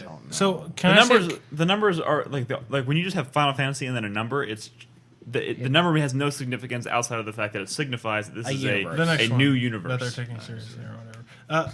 I will say that I find it strange that they acknowledged Final Fantasy Versus 13 and then they changed it in the trailer. Yeah, that was weird. If anything, I would think that they want people to forget that this was ever called Versus 13, but they put it in a trailer. They even introduced Nomura as the creator of Versus 13. Yep. Why would they do that? They should be trying to fool people into thinking this was always Final Fantasy Well, they 15. think they're being clever. They're just trying to make everybody. It's not clever. It's weird. It's weird, but they got a reaction. They wanted a reaction at people, and people's reaction was, "Holy shit! Yeah. It's no longer Versus 13. It's now 15." That's a big deal to people. That's so. a big deal. It looks cool. I mean, It still. it looked cool. It's- Like he had like this weird it's- dash move and stuff. And he was like dashing onto things. And do you remember what we saw? It was like insane. Kind of Shadow of the Colossus in It some was ways. insane. He was climbing around on and shit. then for some reason there was a cover system in there, and I was like, "What?" I didn't know what was going on. It looks like it's going to cover a lot of new ground for It Final looked- Fantasy. it games. Yeah. looked exciting. Which led into The next reveal, which was Kingdom Hearts 3. Kingdom Hearts 3. Holy shit, Oh. that's been coming a long time. I never thought they would stop milking that teat and The finally thing release is, it. that is not a game yet. It's not a game yet. Because the Kingdom Hearts team, the Kingdom Hearts A team, is the Final Yeah, Fantasy 15 they need to finish that. team. So they got to finish 15 first before That- they can really start working on Yeah, Kingdom this- Hearts 3. this is in But they did show a pre-production. little bit of gameplay. I hope that is not their target design. I want it to be much nicer looking, in my opinion. No, well, again, this is like I mean, it's really, gonna- really Yeah. early. It's going to be stylized. But, like but I Kingdom think they were Hearts. showing us some of the like mechanics and stuff, and in I'm Kingdom just Hearts saying, fashion. for like, someone who has Sora never- gets more and more agile in terms of the way you can traverse the world. For someone who's never actually completed a Kingdom Hearts game, but I actually really Same here. I never did. I got all the way to the boss of Kingdom Hearts 1, and then I found out I couldn't beat him at the state I was in, and I just watched my friend beat it on his game. So that's I've technically I finished Kingdom Hearts 1 twice. I got all the way to the top of the tower, and I ran out of health items, so I went all the way back down. I thought I could get back up there really quick, but I couldn't. So One day never I'll came go. back to it. One day I'll go play. I'll play Kingdom Hearts 1 and 2, I and I'll leave it at that. hate Kingdom Hearts. I know you do. I played a little bit of Kingdom Hearts 2. I didn't hate it. But anyways, moving on. It's just amazing that in one conference, one E3, we're getting Mirror's Edge 2, Kingdom Hearts 3, Final Fantasy 15. Never thought I'd see the day. Assassin's Creed. Assassin's Creed Black Flag. We saw our first gameplay. We got our first idea of what gameplay is like in Assassin's Creed Sorta. 4. When it wanted to work. Yes, so that it was having some technical People problems were on stage. so like, oh. People were upset. People felt and so I can bad. understand why. It looks pretty decent. No, well, the coolest part about that is it confirmed that there is seamless transitions from land to ship to sea combat, and that was cool. That's the number one I thing want you as much sea combat and on the water stuff as possible. By the way, I don't mean to go way far, but they show Geralt like selling a ship out in the ocean in Witcher 3, and holy shit, that looked awesome. Yeah. Man, Whales and stuff. fuck. Okay, yeah. I thought it was Gerald. Assassin's Creed. Geralt. Geralt. Geralt of Rivia. Geralt of Rivia. Geralt. You said like Geralt. What? Yeah, you said like You Geralt. misspoke, Brad. You Yes. misspoke. I didn't say Geralt. Anyways, Assassin's Creed 4. The straight only up thing Geralt. they didn't show, or maybe the demo died before they had a chance to show it, but they didn't show diving into the ocean and swimming down. So we still have no idea if that's seamless or not. I think it'll be seamless. I'm skeptical. I'm guessing it of that, probably won't actually. be because I'm every really time they show him skeptical of that. swimming to the bottom, it shows him holding onto that weight and going down to the bottom. And I think that's like a teleport thing. I think that's a loading screen. Yeah. I think it. I don't think it's that. I think it works the exact same way that you cut a rope and you ride all the way to the crow's nest. Well, we'll skeptical. find a way to. We'll see I if don't we think can- you can just swim all the way to the bottom. We'll see if we can ask that question at E3. Yeah, it's what the diving was for. So. Elder Scrolls Online has been confirmed as a PS4 title. Which is Wait. Yeah. You skipped something. Watch Dogs. My bad. But this was the first time they really kind of showed how Watch Dogs Multiplayer works. really worked. from moment to moment, yeah. Yeah. From moment to moment, where this was, I think, the first time they really showed him like hacking into things, and they even had this part where he sort of hacked into a cutscene with another character and was kind of influencing stuff.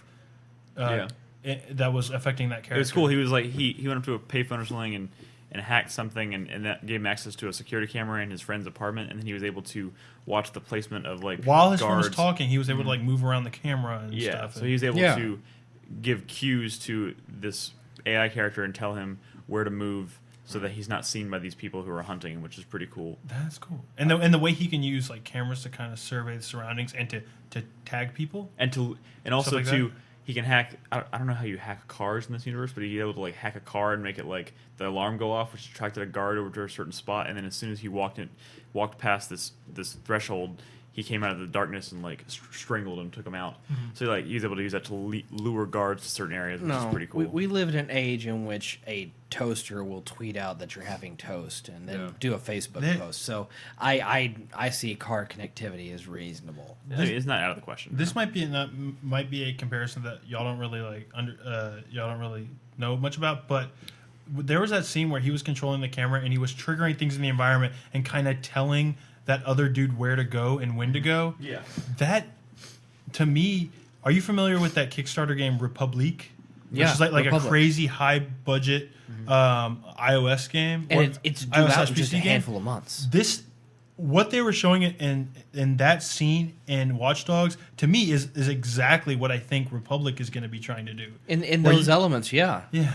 Which, how do you think those guys feel right now? They're like, fuck, that was our idea. But I that's don't- our whole game is about that. No, they got a lot of publicity for what they did. And I think they'll be just fine. I don't think they're worried. Yeah, David Hayter's doing a voice in that game because he's a nice guy. Yeah, he is a nice guy. When he's not telling people that they're new Coke. Kiefer's new Coke. Kiefer's new guy. As Is that what he said? Is that what he said? That's well, no, he said, well, some people like new things, like new Coke. Or no, he said something along the line. It was a pretty sick burn. Could be better than Nolan North, who I would equate to Coke Zero. All right. Oh wait, don't forget about video game LeBron, video game James. Oh God. That was so creepy. That was so awkward because it was so uncanny valley when he was talking to himself. It was so creepy. And then when they showed the model going ah, Dude, It's like a horror movie. his mouth cannot Gross. open that wide. I refuse to believe it. Joseph, I know if they made like a sex equivalent of this, that you would have yourself scanned in and you would masturbate to yourself. no, I wouldn't. Okay, the reason the Elder Scrolls Online thing is not really news is because we know now it's both coming to both consoles. The more important thing is that If it was, it now allows for first person gameplay. yeah. Well, we've known that for a while, actually. Well, they just started showing it. True. I think that's the first time they've shown that publicly. But if this was like an exclusive to one of the consoles, that would have been a big deal, like a real big MMO exclusive. But then they showed Mad Max, and it was a crime how they showed so little of it. It was a cinematic It's a trailer. cinematic trailer. Yeah, it was a cinematic trailer, but I mean, they didn't even show what Max actually looks like. It's not Mel Gibson, I'm sure. But the frustrating part is, I don't think because they showed so little of it, people aren't realizing the magnitude of the awesomenessity of this game announcement. This is Avalanche making this game. Yeah. This is the creators of Just Cause 2. You know, but you have to understand, Avalanche is not a household name. But that's my point. That's why I think when they introduced this game, they should have shown crazy over-the-top gameplay, which this game's probably going to have. No, they weren't going to show that. Not an announcement. But I mean, I agree with you. But I'm saying that's why the announcement doesn't mean much. So tell people at home why they should care that it's Avalanche. Because they made Just Cause 2. Okay, that's what I'm saying. You never said that. I just did. He did. Really? Yeah. You're tired. I am tired. Very tired. I am exhausted. It's Mad Max meets Just Cause. In fact, one of the leaked screenshots showed him like up in the air, like attached to some flying thing.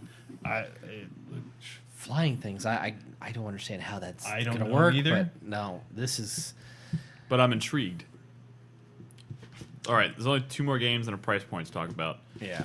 So let's do Destiny, the game from Bungie and Activision. First gameplay demonstration. Also had some technical glitches on stage, unfortunately. But you skipped over used games. We'll get to that. That should Oh, we're tie talking in. about that last? Yeah. Okay. That's the big shit. That's the big shit. Okay, so Destiny looks a little bit like a cross between Halo, and Borderlands, and a little bit of Borderlands. Yeah. But this is larger scale online than open Borderlands. world. Yeah. Larger in scale, definitely. It definitely has that signature like Bungie style. Bungie whimsy to it. I don't know. I thought it looked great, Yeah. but I think it does look great because I think they chose a of very it looks like an RPG. yes, the RPG elements look great. The inventory menu, the customization options you have for your gun and your character look great. The world is beautiful. I think they chose a really odd vertical slice of the game to show off because I was hoping to see more of the open world, maybe see... I think they were having some tech problems Maybe. Well, I mean, in the demo or specifically in the development of the game? in the demo. I just wish at this point that they would show off more of this new universe. I'll tell you what. But everything looks- narratively speaking. I think the armor designs, like the stuff look really cool. Yeah, it looks really when cool. when they showed the Guardian class, and it looked like a blend between like a Spartan armor and like a medieval suit of armor, and that dude had a sword. Yeah. That should look fucking cool. I feel like I saw a different game than you guys. The whole thing to me just looked very bland and dull. Like one of my problems with Bungie games is that their worlds seem so plastic, and they seem to have no real life in them. What to are you me. talking about? Yeah, I feel this way about their Halo games. I feel that way about what I've seen in Destiny so far. I think he's Their worlds He are very is- stale. he is dissing ODST to you, right to your face. Dude. Yeah, don't say that. They're just very you plastic, like ODST? lifeless Love worlds. God damn it, Joseph. Plastic Why did you have to go and lifeless open a worlds? can of worms? I don't know. I don't think plastic. Maybe I could see that No. with Master Chief's armor these days, but Well, I mean, just Well, I mean, but I really wanted to like Destiny. I wanted to be wowed by it, but I'm watching it and I'm like, I kept on thinking it looks like fucking Brink. I feel like this is a game you really there's loot in this game, man. It's great. There's loots and lots of games. I don't like Borderlands that much either. Yeah. But I just I feel like this is Borderlands made by a much more competent developer. And it's set in an open world Perhaps with some really deep. I need to see RPG more of it. I mechanics. want to see how open this world. yeah, really I is. think at this point they're just not marketing it the right way. Like you're gonna have badass I- vehicles. I don't think the marketing campaign has really even kicked in yet. I No, think it- just And I'm it gonna say needs on this to. one, just wait. Yeah, I bet it'll surprise you. Give it That's time. what I'm saying right now. Don't underestimate Bungie. I'm not Wait- underestimating them. wait I, a Is this gonna month. be playable?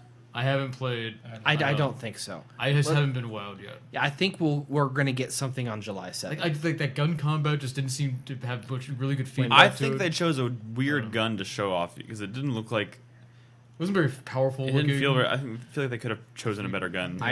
I think I was frustrating they weren't showing the warlock class that the other guy was playing as. I mean, the main guy, what the screen was on the entire time was the warlock class. he was using some like crazy spells here and there. He jumped up. He jumped up point and threw one. threw Yeah. stuff down. See, that's cool. But Skill trees stuff. I think we might actually learn a substantial amount about this game on July 7th, which is traditionally Bungie's Bungie Day, which they do a bunch of shit, but they usually reveal quite a bit of stuff too. I think something like Destiny and The Division are probably very similar types of games. They are, I think. I think Because they're not very MMOs, but different. they're multiplayer centric, but they're not MMOs. Yeah, Yeah, but they're open world, I don't know. cooperative driven, When RPG they- elements. when they popped up with that random public event going on, That's that an MMO term. screamed MMO. Yeah, I wrote that down here too. That's an MMO thing. Yeah. They But, I don't mean, wanna call it we a- didn't at least get that in the And there was a Division bunch of demonstration. dudes fighting like this boss creature, Yeah. which probably spawns awesome loot. But how many times does the public event happen? The same exact public event. How many times? Is does it that happen? really just the visual style that's sort of rubbing you? No, the it's a big part. It's a part of it. I actually never really liked the combat in Halo very much either. What? That's crazy. I think it's just so Well, confusing. my right problem now. with the combat in Halo is that it's a lot of it is I harp on this a lot, but it's nonsensical that you're playing this Master Chief character who can be killed by these little things going. You know, and it's kind of ridiculous. Thirsty for And the there's a disconnect between how powerful Master Chief is supposed to be and then how it feels. I think the playing. problem is you're letting yourself be that's a killed by lore grunts. disconnect though. That's a lore Sure, disconnect. but it's a balance disconnect. It's a gameplay disconnect. There should be enemies in there that you can rip through and feel like a badass, and then enemies that are more powerful and you're supposed to. I hate fodder enemies. What I love about Halo is that everything in that game is dangerous. And if you play well, you know, like there's like this really interesting combat narrative that can happen. You know, The first time you did you encountered play some Halo 4? Yes, Halo- I played all of Halo. See, I feel like maybe Halo 4 is the last Halo you played. I played- and it's probably rubbing you the I wrong played way. Reach a lot. I liked Reach better than 4. I'm saying 4 isn't as good as the other ones in Oh, terms no, of the combat, that I hate moment to all of moment you. combat. I hate all of you. I hate all of you. why? Because I love Halo 4. I think That's fine, Halo 4 is But see, pretty good. I feel like in Reach there were advancements like space combat and larger areas that they just decided not to do in 4 because they were afraid of but going too far. I'm outside not, of- not- shitting on 4. I'm that's- just saying like some of the new enemy designs weren't conducive to that interesting combat I narrative. didn't really care for the Like- Prometheans either. Like so the I understand dogs, that. the teleporting dudes, they just weren't as And the I agree. shield guys. The dogs, yeah. I don't like fighting dogs. Is never fun in a video game. right. But those are like those almost like fodder enemies, like you were talking. Call of Duty would dare to say I don't that. know. All right. Anyway, Uh, I want to love Destiny. I wanna think like it'll it. surprise you I think it With a might. depth that pleases you. just because I have faith in Bungie. all right. We were talking about in the car or whatever.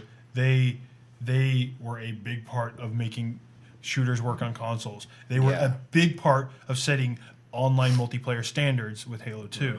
Like this is a very, very competent developer. You gotta understand though, when Bungie was doing that for consoles, I was already playing better shooters on the PC. I had already been playing Half-Life for years and playing Team That's Fortress. fine. Yeah. You know. But despite all that PC snobbery that was going on around that time, Bungie was still doing things that even PC shooters weren't doing as well, like vehicular stuff. And grenade throwing. Like just basic stuff like that. On Yeah. PC shooters, you were still fucking scrolling to your grenades to throw Grenades, them yeah, and stuff. throwing them. Yeah, I agree. I agree with like- that. I do give them credit for that kind of stuff. Okay, You know. I'm sorry. Let's wrap this up. Gaikai? What did they say about We Gaikai? still don't So really what they're know doing with fucking- Gaikai, it's really Oh, the so library. they have a really Sony now has this very broad vision about they have two things. There's two things going on. What they say they want now, which is I think they want to have every PlayStation 3 game be able to be streamed through Gaikai on either the PlayStation 3 or the PlayStation 4, which in essence makes Makes the it backwards. PlayStation 4 backward compatible. Yeah. I think the grand vision that they're not even really talking about yet is to have every PlayStation title from PS2 to PS1 available as a streaming option. Oh, that would be amazing. Which would be I think amazing. To be able to just pay $5 a month and be able to access almost any game in the entire PlayStation library from PlayStation 1 to PlayStation 4 would be amazing. I would absolutely love that. but I don't think it can succeed because, I mean, look at what happened with the Virtual Console on the Wii for the past I don't 7 know what years. happened with it. What happened with it? What happened was they didn't release They stopped keeping up a with it. tenth But- of the catalog they could. But look at No, PSN. that is a fucking misnomer. You go on the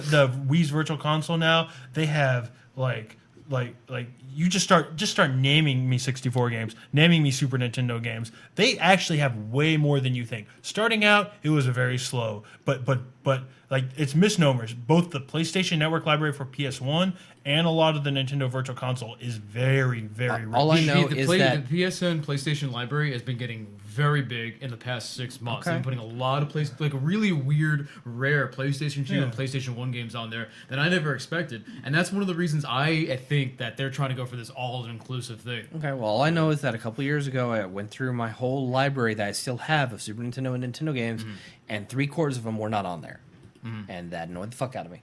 Yeah, it takes a while. But I think it's still accurate. There's been seeing a lot more games go on there. This just strikes me as one of those things that I mean, it might take a little longer for Steel Harbinger to make it up there, but this just strikes me as one of those things. Microsoft's guilty of it too, where they said they're going to have a lot more games that are going to be compatible with this service, and then after a while it peters out, and people stop asking about it, so they stop updating it, and then a year or two later it's like, oh yeah, whatever happened to that? Oh, they stopped updating it, that kind of thing. But who knows? Yeah, but I have the highest hopes for that Gaikai thing.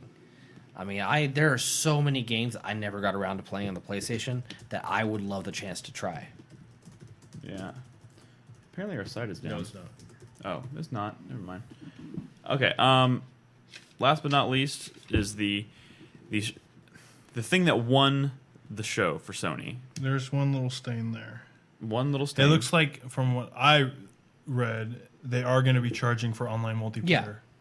But to be But honest, We've been why? doing that on Xbox Live for 8 years. It's honestly surprising they hadn't done it already. And it's like you Yeah. pay $5 so you can play online every month, but at the same time you're getting a free game and a Yeah. whole bunch of other yeah. services. You With get a it. free game, which is probably worth more than It's already worth its weight in gold right We've now. been doing it on Xbox Live for 8 years. It's yes, the way it exactly. is.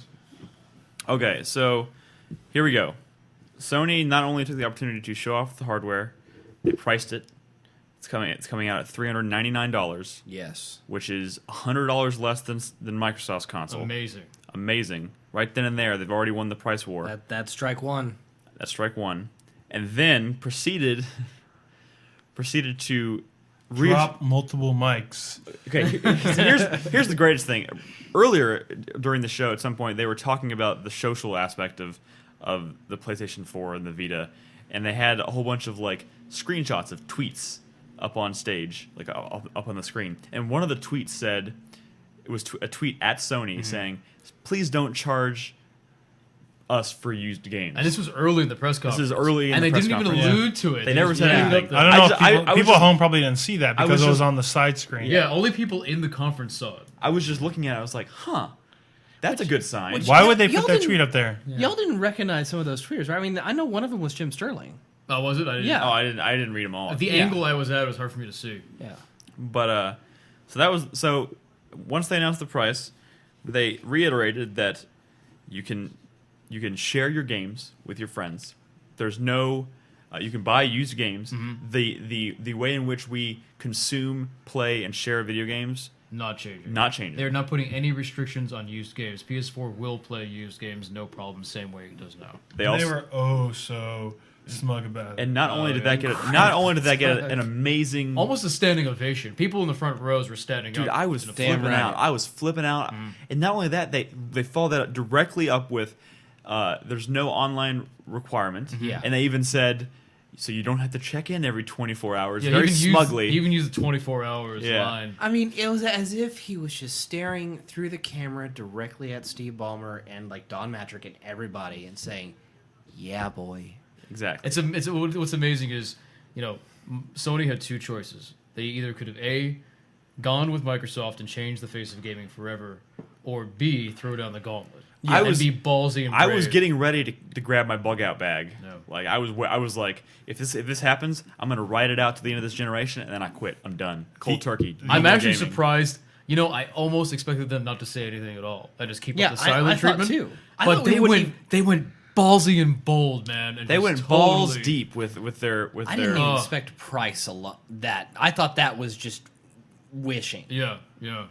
The only thing that Microsoft has going for it is that there is an audience that plays Call of Duty on Xbox, and they still attribute Call of Duty with Xbox, Even though it's on multi-platform. even though it's on multi-platform. If Yeah. Sony can convince people that you don't have to play Call of Duty on Xbox, I don't think Microsoft has a chance. No, I don't think so either. Yeah. But I think the greatest thing that Sony did a great thing by keeping their integrity in check, honoring their fans, honoring their customers, their consumers, doing what's right by them. That's great. I really appreciate that. They were very humble about it. They were very well spoken about it. I loved it. But more importantly, they took the fight to Microsoft, and at this point, I feel like Microsoft almost has no other option other than to back down or change their The policies. problem is, though, Microsoft is now deeply embedded with EA, and there's two huge bits of information that back that up. Number Yeah. one is as soon as we left the Microsoft press conference, they had models lined up from the Microsoft press conference All to the way. the EA press conference and shuffled us. Oh, come on, sir, come to EA, come to EA. Yeah. Like it was basically a line of models taking us from And- the Microsoft press conference to the EA press conference. And then number two, at the Sony press conference, not No. one EA game, Not one. not one single EA I mean, game at the it Sony was, press It was conference. to the point to where they took NBA 2K14 and showed that instead of NBA Live. But that doesn't 14. mean EA games aren't going to appear on Sony's Sony's that- console. You don't know that, actually. I also think that EA paid Microsoft to not show Call of Duty at their press conference. And I can Yeah. totally picture that.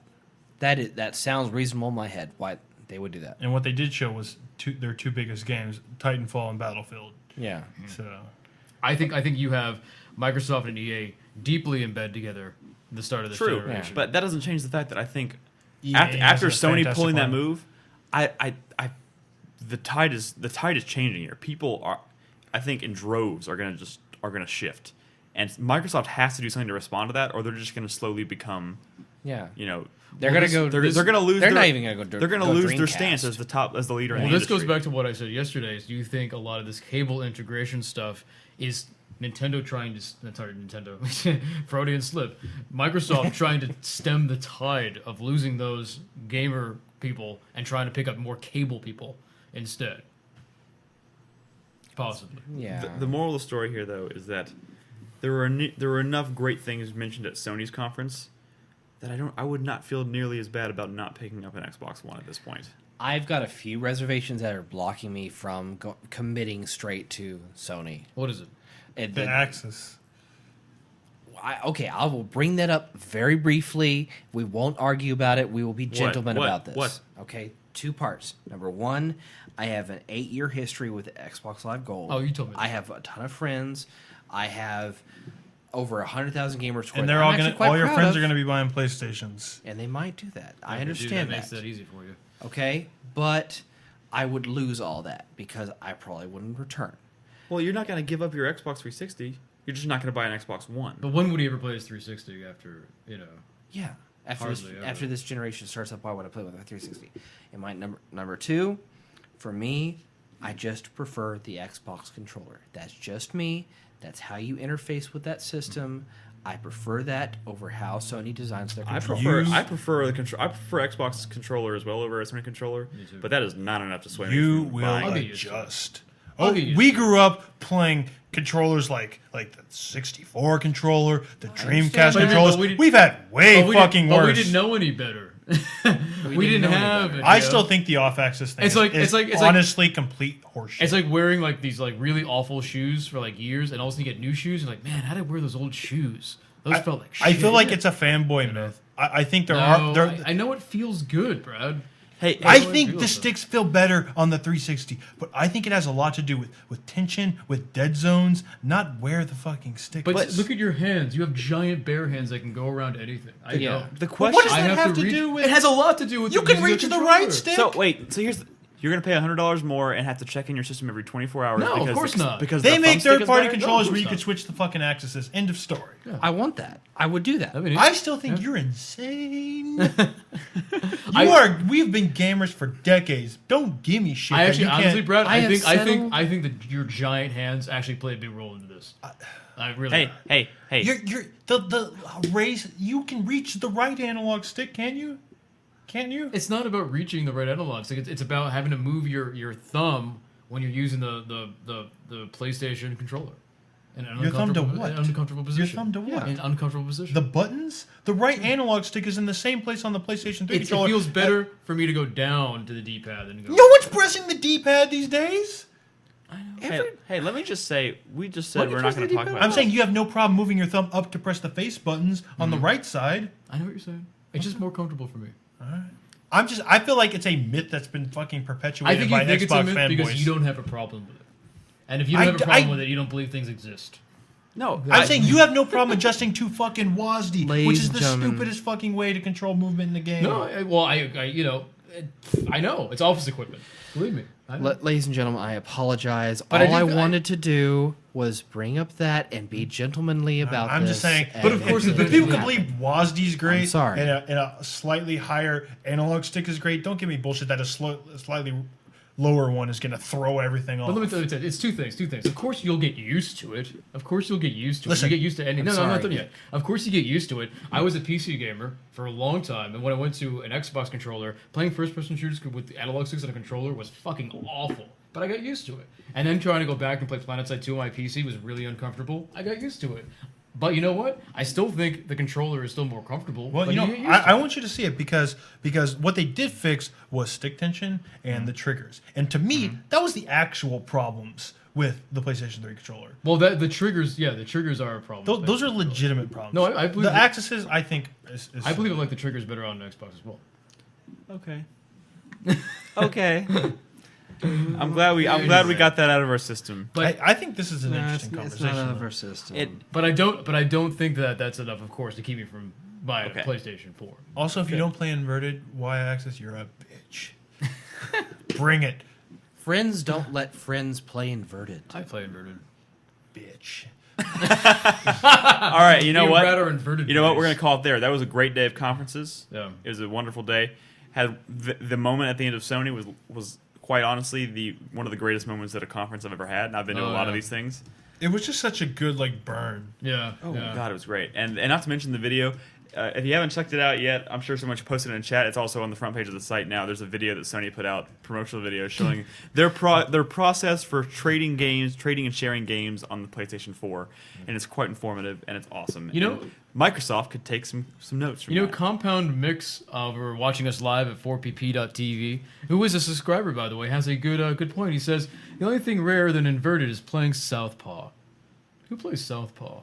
What is Southpaw? I've actually known a few people. Really? I've got a friend. weird. He's a developer. And yeah, he has He to goes play Southpaw. Yeah. Interesting. I think we're all gonna be doing just fine with our analog sticks come this fall. Just like we were with the PS1 We'll and get used to PS2. it. We'll get used All to right, guys. So we're gonna go ahead and cut it because I got to edit this show and we got to get to bed because we're getting up early to commentate on the Nintendo Direct conference tomorrow morning. Is it that late? it. Yes. Yes, it's that late. Oh my god. So we got to cut it, guys. Thank you so much for tuning in, listening. Check out our video log from yesterday. It's up on the site. It's up on YouTube. We'll get our next one up tomorrow morning. In the morning. And yeah, if you're going to be up early, feel free to join us for our live commentary of the Nintendo Direct conference. And then we're going right back to sleep. 7 a.m. Pacific. And then, of course, tomorrow starting at noon, we'll be on the show floor all day because tomorrow is the first day of the show floor. It's going to be great. Check out the site. It's 4playernetwork.com. And I implore you, we don't ask you this enough, but especially during events like this, if you read any of our articles, whatever, you don't have to comment on anything. If you don't want to, but share it. Please tweet it, Facebook it, whatever. tell It me. means Spread a lot the word. to us, you It know. means Yeah, a it lot. does. We have know I you're think we have a there. lot of new viewers right now. I just want you to know we have this whole other Side of us? website. Go to 4playernetwork.com. Yeah. Check out what we do. It's a lot of cool stuff. Go to our YouTube page because all of our video content that we're going to shoot tomorrow, like interviews, impressions, stuff like that, it's all going up on YouTube first. So, And so we're go talking- subscribe to our YouTube channel and follow what we do throughout the week. I'm talking a metric fuck ton of videos coming. And by the way, every single one of those people with the 4P next to their name in chat, you helped us get where we are today. You helped. We thank you. You helped make this trip. We do this trip every year, but this has by far been the smoothest this trip has ever gone because we finally implemented the subscribers. I want to end with one final fuck you. All right. Okay. One final fuck you. When they showed The Witcher 3 at the Microsoft press conference, they said you can use voice commands with Kinect to cast spells. Fuck you. Geralt uses signs. He does not speak his fucking spells. He is not a mage. Fuck you, Microsoft. You are changing the lore. Voice that casts spells. Who was the guy who said it though? I don't know. Some guy from CD Projekt slick Red. No, you can douche. probably Yeah. do it with your hand through Kinect. Like I'm just saying, CD Projekt Red, the guy who Larkin. said that. Yeah, I think you would bark at them more than you should bark at Microsoft for that. Okay, so thanks again, guys. We'll be back tomorrow night for our first day of E3 impression, first day of show floor impressions tomorrow night, starting at about 8 p.m. Hopefully. We'll see you then, and I guess have a good night.